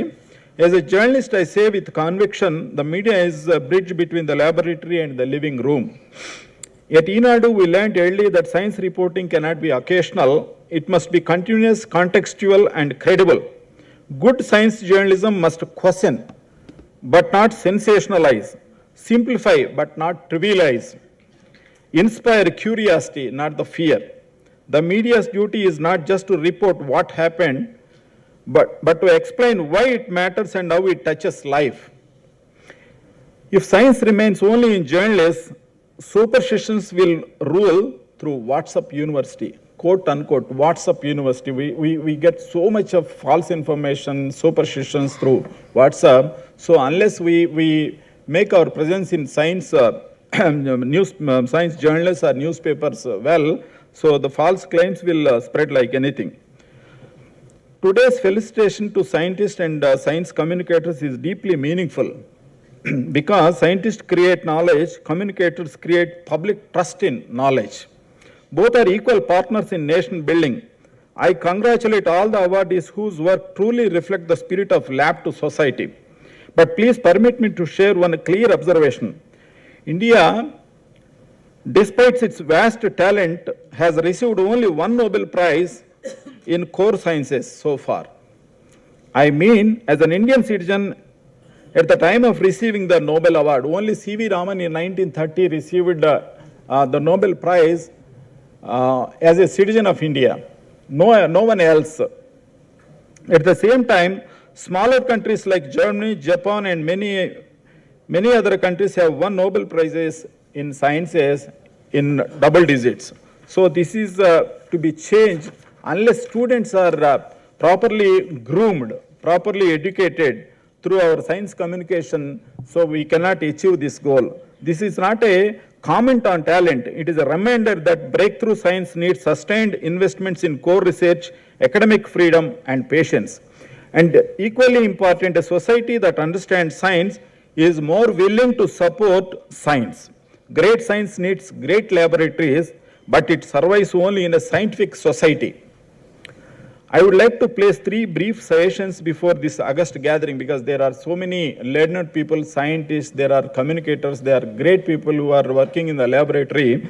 So I have a few suggestions. Scientists should speak beyond conferences.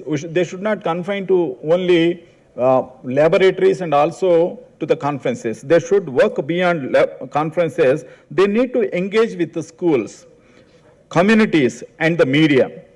They must be accessible to all the media, all the top scientists who are working in the laboratories must be accessible and to explain in an easy way to the journalists.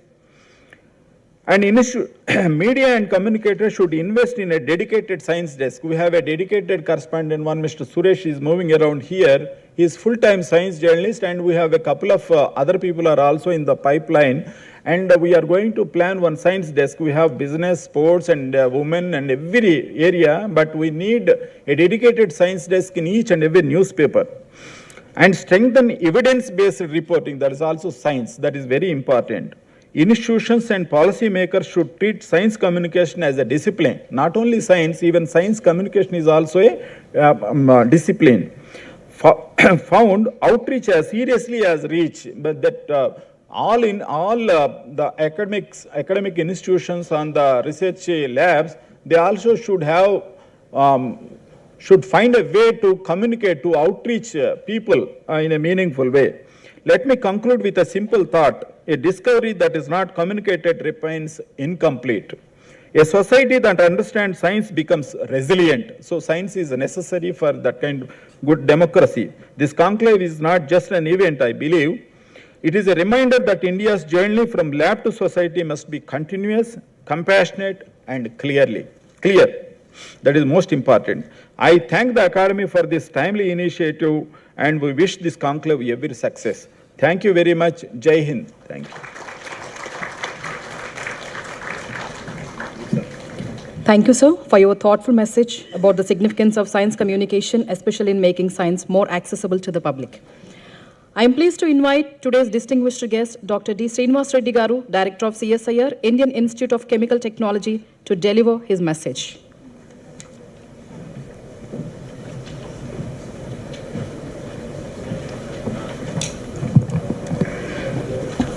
Good morning. I know you are a bit tired. So we are almost done. Me and final one is Dr. Mohan Rao. Let's say good morning. Thank you.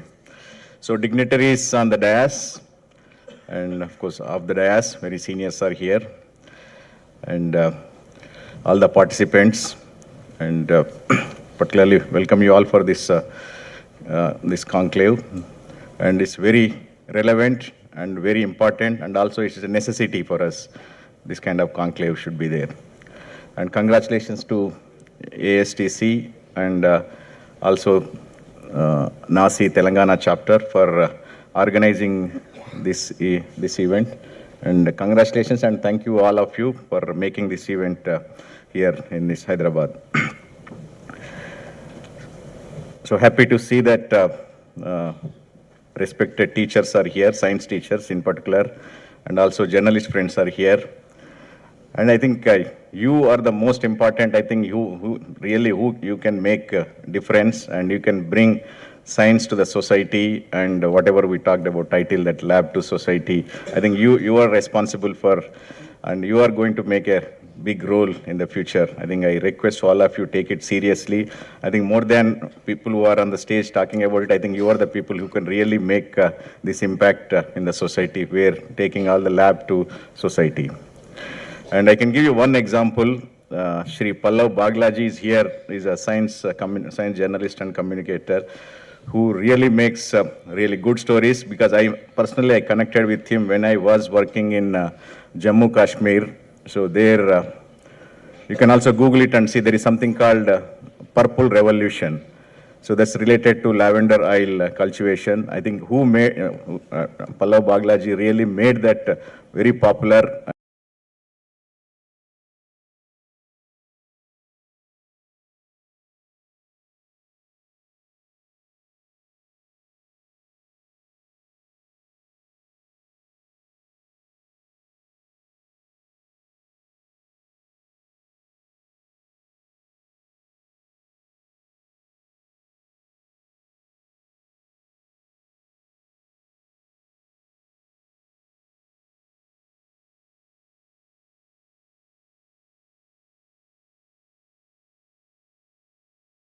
And also making popular, let people know about this kind of what is happening there. So these are things I think really play a role, and of course he has been contributing to several stories, and even now I think presently engaged with space programs and other related programs. Probably he is going to talk more about that one.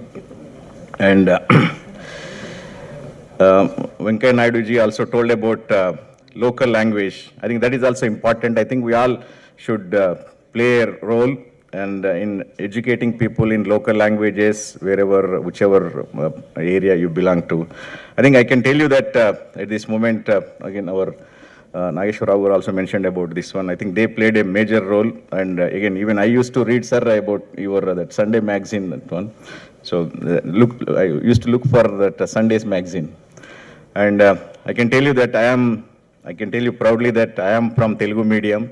I studied not because of somebody told, because there is no option that I studied in Telugu medium. I studied up to BSc Telugu medium.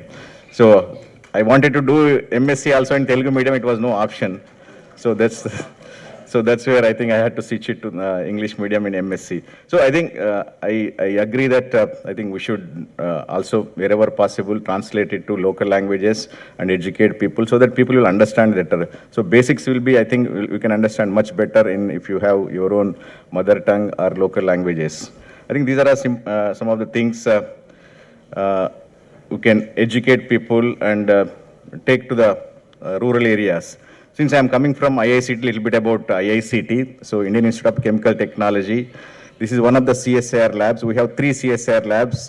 One is IICT, where I'm coming from, and we have CCMB, and we have NGRI. So each one play a different role. Particularly IICT plays a major role in chemicals and chemical technologies, and CCMB plays biological sciences, and similarly NGRI plays a role in geophysical research related to earthquakes and all earth-related areas they work. So these are the things, again, who has to make it popular? I think although scientists, we can do that one, but ultimately people who listen to you, I think who listen about these things, particularly teachers and journalists, I request all of you to visit these labs and take stories to the public, and also students to motivate into science.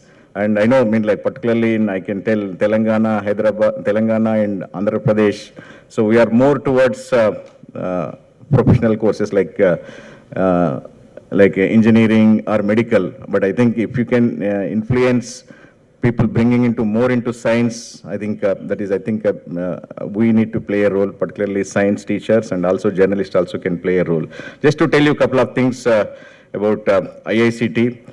So IICT, earlier it is known as a regional research laboratory, and today we can take some credit here that Hyderabad, we can call it as a pharmaceutical hub. So many medicines and many chemicals are made here and they sent to outside the country. We also export to outside countries, and we can call Hyderabad as a pharma hub, pharma city.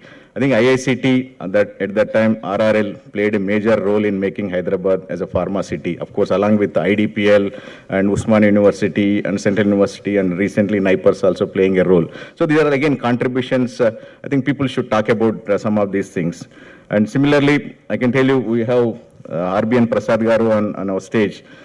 In India, many of us use this rice bran oil, right? So there's a technology basically kind of purifying that one. There's a degumming technology developed by RBN sir group and also from IICT. And at least 60-70% of Indian industries who make this rice bran oil, they use IICT technology developed by Dr. RBN Prasad and team. So these are again contributions. Somebody has to tell people about these things. Again, I can talk about this COVID, during COVID time, how much we struggled. Like there was no medicines, particularly in the beginning, and no vaccines. And thanks to Bharat Biotech, they introduced our indigenous vaccine. That's a Covaxin. I'm sure you all, at least everybody must have taken Covaxin or Covishield. Only 2 options were available, Covishield or Covaxin. And IICT during that time helped Bharat Biotech, particularly making there's a TLR78 agonist molecule. That's basically, it is an organic molecule. We need few kilograms of that material, but basically each vaccine will contain micrograms of that material, that organic compound. Without that, that vaccine won't work. So that proud to say that our IICT worked hard, and during the tough times, they gave it to Bharat Biotech. And Bharat Biotech, you all know that how produced and now supplied to many, many countries. We feel proud today, right, about Covaxin, indigenous vaccine. So again, I can tell you just to connect with you better. So in this audience, whoever took Covaxin today, there is a small component of IICT and CSIR is there in your body. So that's how we connect to people. So again, keep on talking about few things, and particularly this, again, plastics. So we teachers, we also discourage usage of plastic. And we also know that one, it's not good for plastic. But can you imagine today, without plastic, can you live today? It's impossible. The kind of, from the day you get up, when you get up from the bed, you start holding with the brush, right? Brush is plastic. You can think of everything almost without plastic, it is impossible to live today. So instead of avoiding plastic, can you think of solutions, biodegradable? What is the problem with that one? If you can degrade that plastic, we don't have any problem, right, with plastic. So for that purpose, can you think of some solutions? So I can proudly say that recently IICT developed a technology, and which basically that is a biodegradable plastics we developed, and we transfer technology to one Greenworks Bio, one small company, and they produce, again, further work as to cost effectiveness also we need to improve that one. And that is particularly connected to Apollo hospitals. So wherever you see in Hyderabad today, hospitals, Apollo pharmacies, they are using technology developed by IICT. There is a logo also will be there. You can see in the plastic bags, carry bags, what they use. We are going to expand it to further. So these are the contributions we make, and I request you, all of you, to like basically kind of take it to the society, take it to the people. We can think of many things we can talk about it, and futuristic, again, what is coming from IICT, you can talk, just to tell you one thing. And our IICT is known for, there is something called fluorochemicals, well known for, but only in India, only our lab has capability, government laboratory, I mean to say. So has been doing research in fluorochemicals. Fluoro means like we can understand about chemistry, there's a fluorine atom, F. So that fluorochemicals are very important. And we have been using different fluorocarbons, right? Fluorochlorocarbons. So these are all phasing out. So new generation, this basically because of this danger with our depletion of ozone layers. So there's a phasing out of those fluorochemicals, hydrofluorocarbons are coming. There is something called HFOs. There is hydrofluoroolefins. There's a new generation refrigerants. So then India, there's no option right now. So we are working on this one. We develop technology. Hopefully that is going to be the very futuristic. And we are happy to inform you that we are making good progress in that one. Hopefully in soon we are going to, like basically once it is developed, we'll put it into the public domain. So these are the things we are working on this one. Now particularly I request teachers to motivate students to come to the science, tell about the stories of what Indian, not only Indian scientists are working on this one, what laboratories are working. I request you all to visit the labs and make like a science, instead of excursion and other places, you can make science tours. You can bring it to the labs and show them and interact with our scientists. I'm sure they will get impressed when they know about these stories. I'm sure they can do, they will come to the science. And again, same thing, I request to journalists also, I request you all to visit the labs and talk to our scientists, make story, so that I'm sure you are more capable of telling stories than scientists. Scientists only they can talk about in scientific languages, but people, if you interact, we can make stories which can reach, of course, without deviating actual facts. And I request you all to interact with our scientists and scientific community and students. I'm sure we can make really big impact. Again, with this, I request once again both the teachers and journalist friends, request you all to keep the momentum. I'm sure recent times you are doing good, and I would like to see more penetration into scientific labs, and come to us, we'll interact with us. Thank you very much. Thank you, sir. I invite Dr. C.H. Mohan Rao Garu, Chairman of Scientific Advisory Council of ASTC, Chairman, NASI, Telangana Chapter, Senior Professor Emeritus, BITS Pilani, Hyderabad, and former Director of CSIR CCMB, to deliver presidential remarks. Dear friends, as Dr. Srinivas Reddy mentioned, I also studied up to BSc in Telugu medium. From Hyderabad, from Warangal and nearby places. It's no problem studying in Telugu because people used to say at the time that if you study in Telugu, you will not be able to communicate well outside and all, but we have fairly done well. So that should not be a problem. Science is a proven tool of social transformation. But this transformation can only happen if the solutions of science or the developments of science are communicated to the people. So science communication and science research, basically, both are very critical aspects, and I'm very happy that we are able to organize this meeting, particularly with the help of INADU. INADU and places like that, they should join us our hands. That's the only way we can really achieve it. And we are very happy that these people have joined us. The conclave name has, it says that Lab to Society, Role of Science, Communication in Viksit Bharat. Lab to Society, it has two components. One is lab to society research, is essentially deals with basic fundamental research going for application. That's one aspect of it. In that, science communication has very little or no role at all. The second part is this knowledge, what we developed, how it will be utilizable or usable by the public, and what is the solution available. That communication is very, very critical. I think that's what all press people and people like Pallav Palga sitting here will be or should be doing it, and they are doing exceedingly well. Now, for example, basic science and and communication, if you talk about RT-PCR, okay? This RT-PCR has become a household name after a pandemic. Okay? But what is RT-PCR? Now there is to do the PCR reaction, the scientists have studied, discovered double helical structure of DNA, then its sequence, then method of making small primers, and method of carrying out amplification. All this was done long time ago.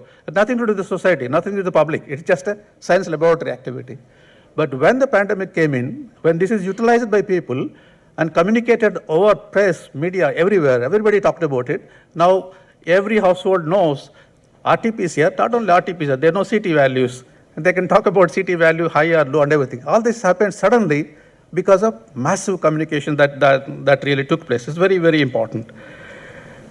And also it should be, science communication should be done by the people who actually understand science. Not that they read from book and again write some article like that.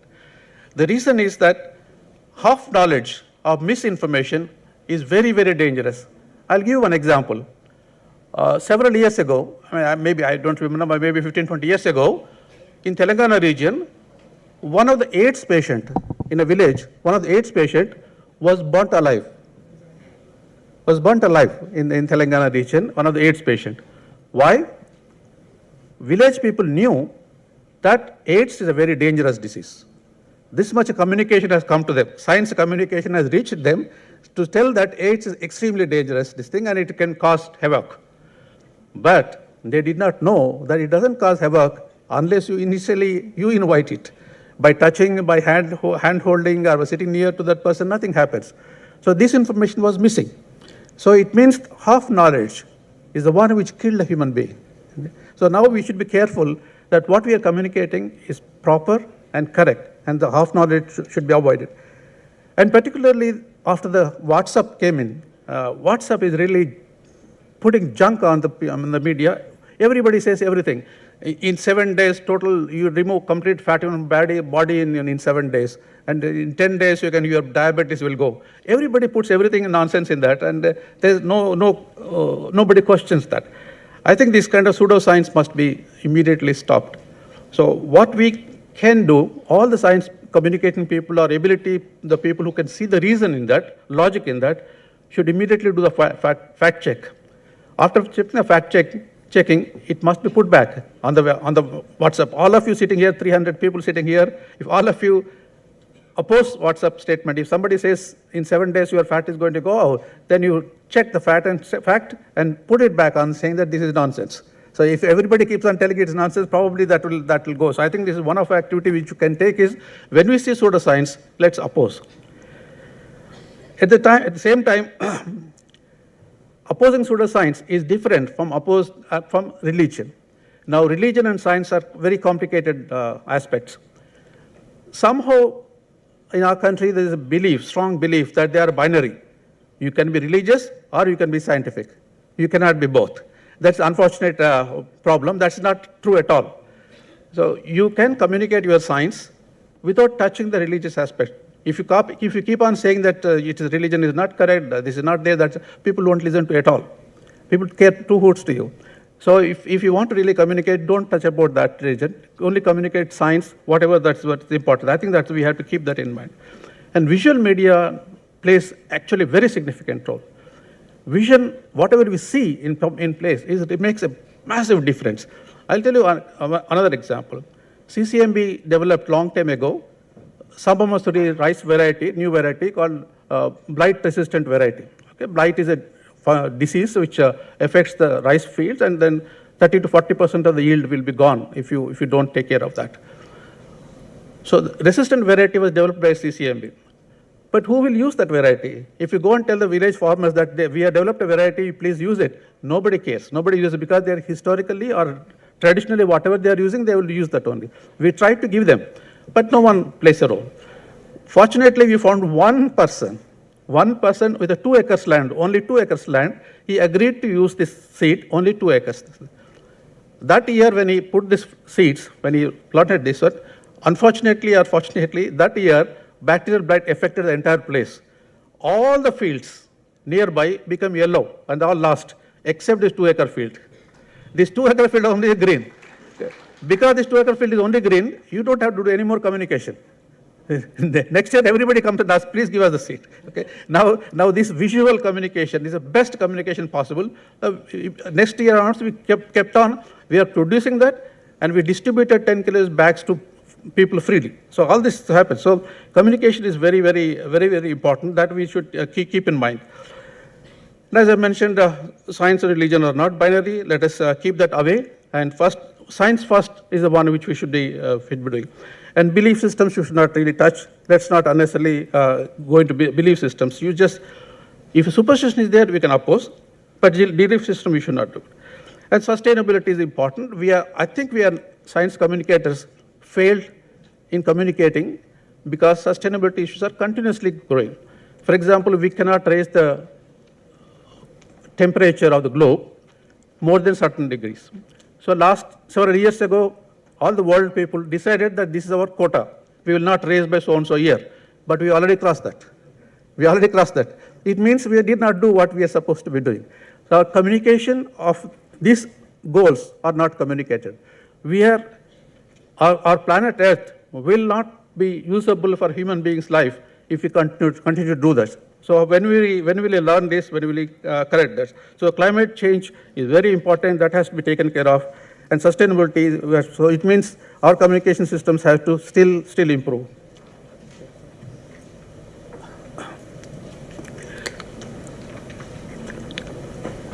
Science alone, and just science alone, I don't care about anything, is not going to work. I told this, I tell this many times, and many science communication district fields that I will go by science, and any of your beliefs, religion, or things, I don't care, this is not correct. That's not way it was. For example, Dolly sheep was cloned. When Dolly sheep was cloned, everybody in the world were very happy and all. Technically, scientifically, Dolly can be cloned. You can also be cloned. Human being also can be cloned. But human cloning is no. Nobody in the world wants no human cloning. But Dolly sheep cloning is okay. Why? These are value systems. Now value systems will come into picture. We cannot avoid. So human values are to be considered, and that is very important that we give equal value to the belief systems, opinions, traditional values, and then communicate science so that they'll be benefited. Slowly things will change. But if you start using a binary approach, it is less likely that we will be able to do any change. Now, for example, people have a thorough confusion about artificial intelligence, what AI can do, what AI cannot do. Today, everything is AI. I see that even when you come on the road, you can see that medical doctors putting up boards in the artificial intelligence assisted surgery. Now I have to see some artificial intelligence assisted barber shop. So now this artificial intelligence is becoming so much, but people seem to be misunderstanding artificial intelligence. What artificial intelligence can do, I think we should communicate, and some people also have scare about the world. This also should be taken care of. Quantum computation. Quantum computation has become a big word everywhere. People seem to think that quantum computation is the fastest computation available. It will be supercomputer is nothing at all compared to this, and quantum computer will be fantastic. That's not true at all. Quantum computation can do few jobs much faster than supercomputers, but it cannot do many jobs faster. For example, if you want to use word processing, make a PowerPoint, make a movie, quantum computer will be slower. It will not do anything. Quantum computer will be doing some solutions which are not really possible for the normal thing. These ideas about quantum computation, all this has to be percolated to very younger generation, because the old people will be resistant to change, resistant to thinking. But a younger generation, below 25 to 35 years speed, will be very vibrant, and they will be willing to change, willing to do anything like that. And we should, India has such a big population, so we should be able to use them by giving information to them correctly. So science population is very, very important. And one more small aspect I just say that in close is that publishing something in the science journals or newspapers alone is not going to be useful. That is one directional information flow. you are preaching. Continuous preaching is not going to work. So it has to be two-way communication. As Soumya was mentioning, that listen to the society. Okay, how do we listen to society? That has to be developed. And as Inadu editor was mentioning, if a science desk or something like that, there is a question-answer session or participatory questions. That if that increases, I'm sure something more can be done. Such also science lectures can be organized. Town halls can be organized. In towns, we can have a public lectures. We have to improve science communication in our country significantly. We can do that. Is example that RT-PCR everybody in India knows now. Now, mobile phone knowledge everybody knows. So it means it is not impossible. We can do that. Only we should have a determination to do that. And I'm sure such meetings will help us rededicate ourselves, and we'll try and see how best we can do. And I appeal to all the people who are sitting here, wherever you find something in the WhatsApp, at least start opposing and start playing your role in science communication. Thank you.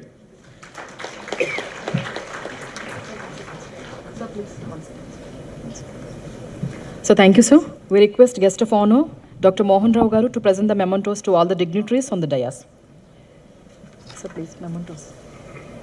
Mementos. Mementos. Shri Pavuluri Subbarao Garu, please come forward, sir.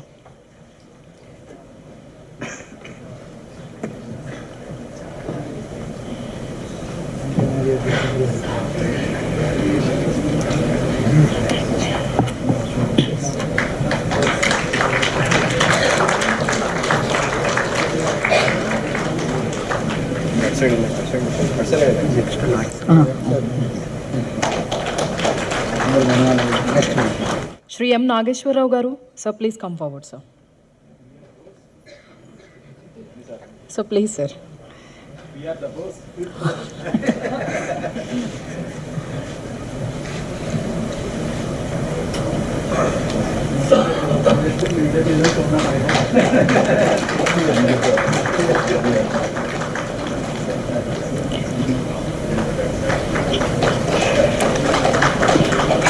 Dr. Arbin Prasad Garu, sir, please come forward, sir. Prasad Garu. అయిపోయింది.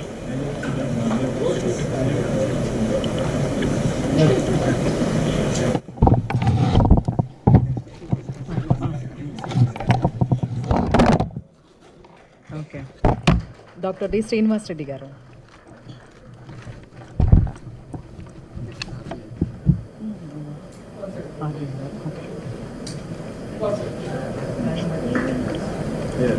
It's okay.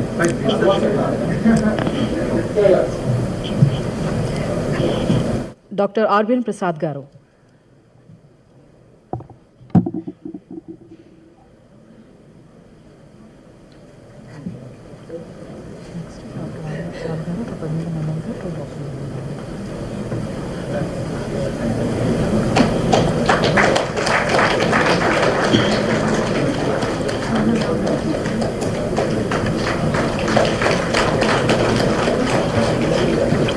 Now I request Dr. Arbin Prasad Garu to present the memento to Dr. Mohan Rao Garu.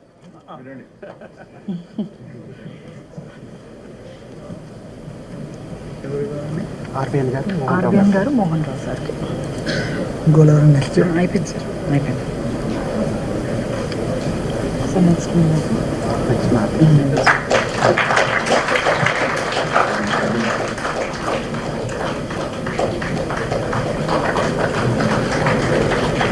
Thank you, sir. Thank you. Now I request Sri K. Suresh Garu, Chief Sub-Editor, Inadu, to propose vote of thanks.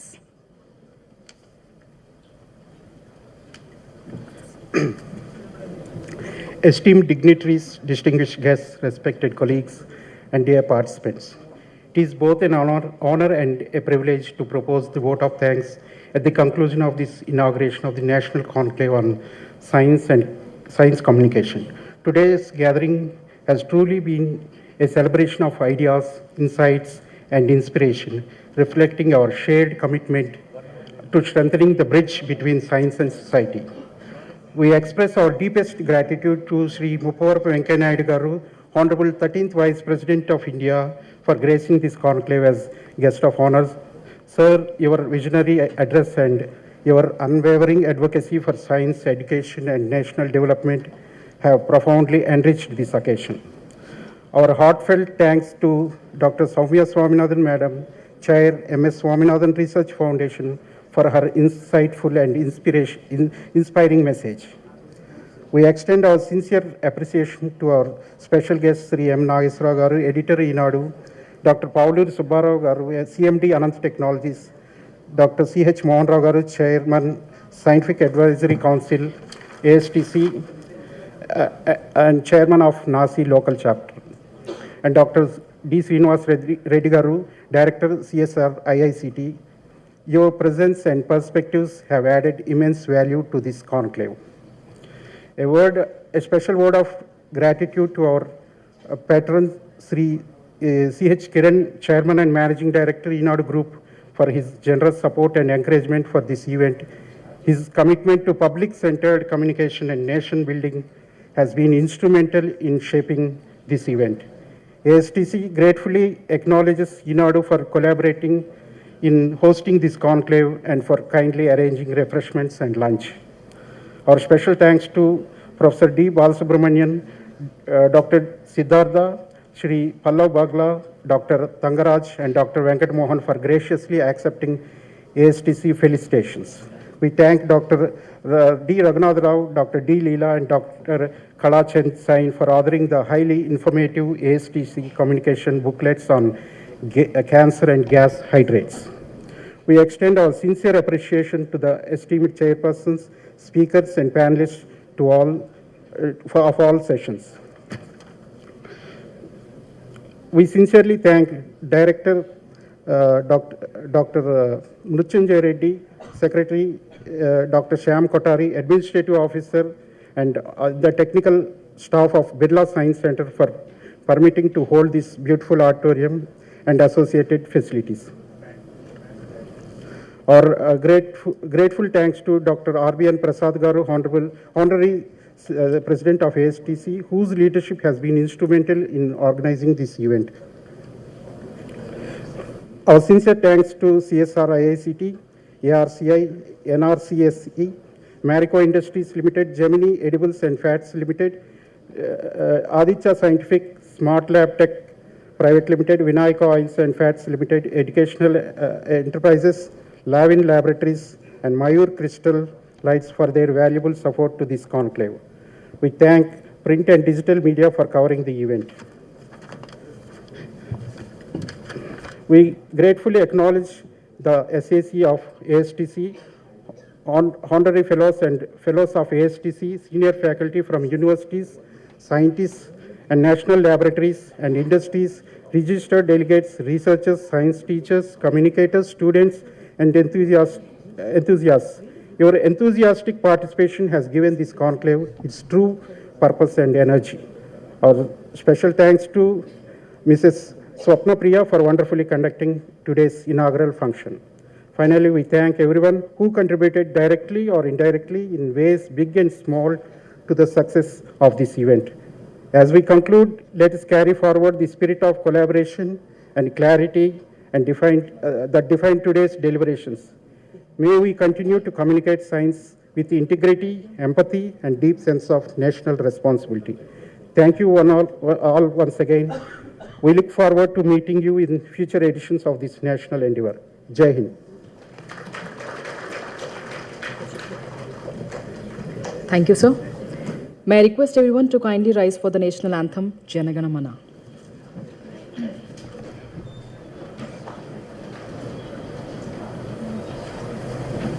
Jana Gana मन अधिनायक जय हे भारत भाग्य विधाता पंजाब सिंध गुजरात मराठा द्राविड उत्कल बंगा विंध्य हिमाचल यमुना गंगा उच्चल जलधि तरंगा तव शुभ नामे जागे तव शुभ आशीष मागे गाहे तव जय गाथा जन गण मंगलदायक जय हे भारत भाग्य विधाता जय हे जय हे जय हे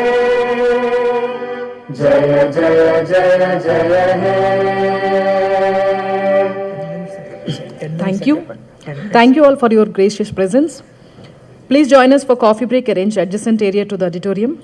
After coffee break, I request everyone to reassemble after 15 minutes for the session 1. Thank you. See, already we got delayed. I think we will reassemble within 10 minutes in the hall for the first technical session. Thank you.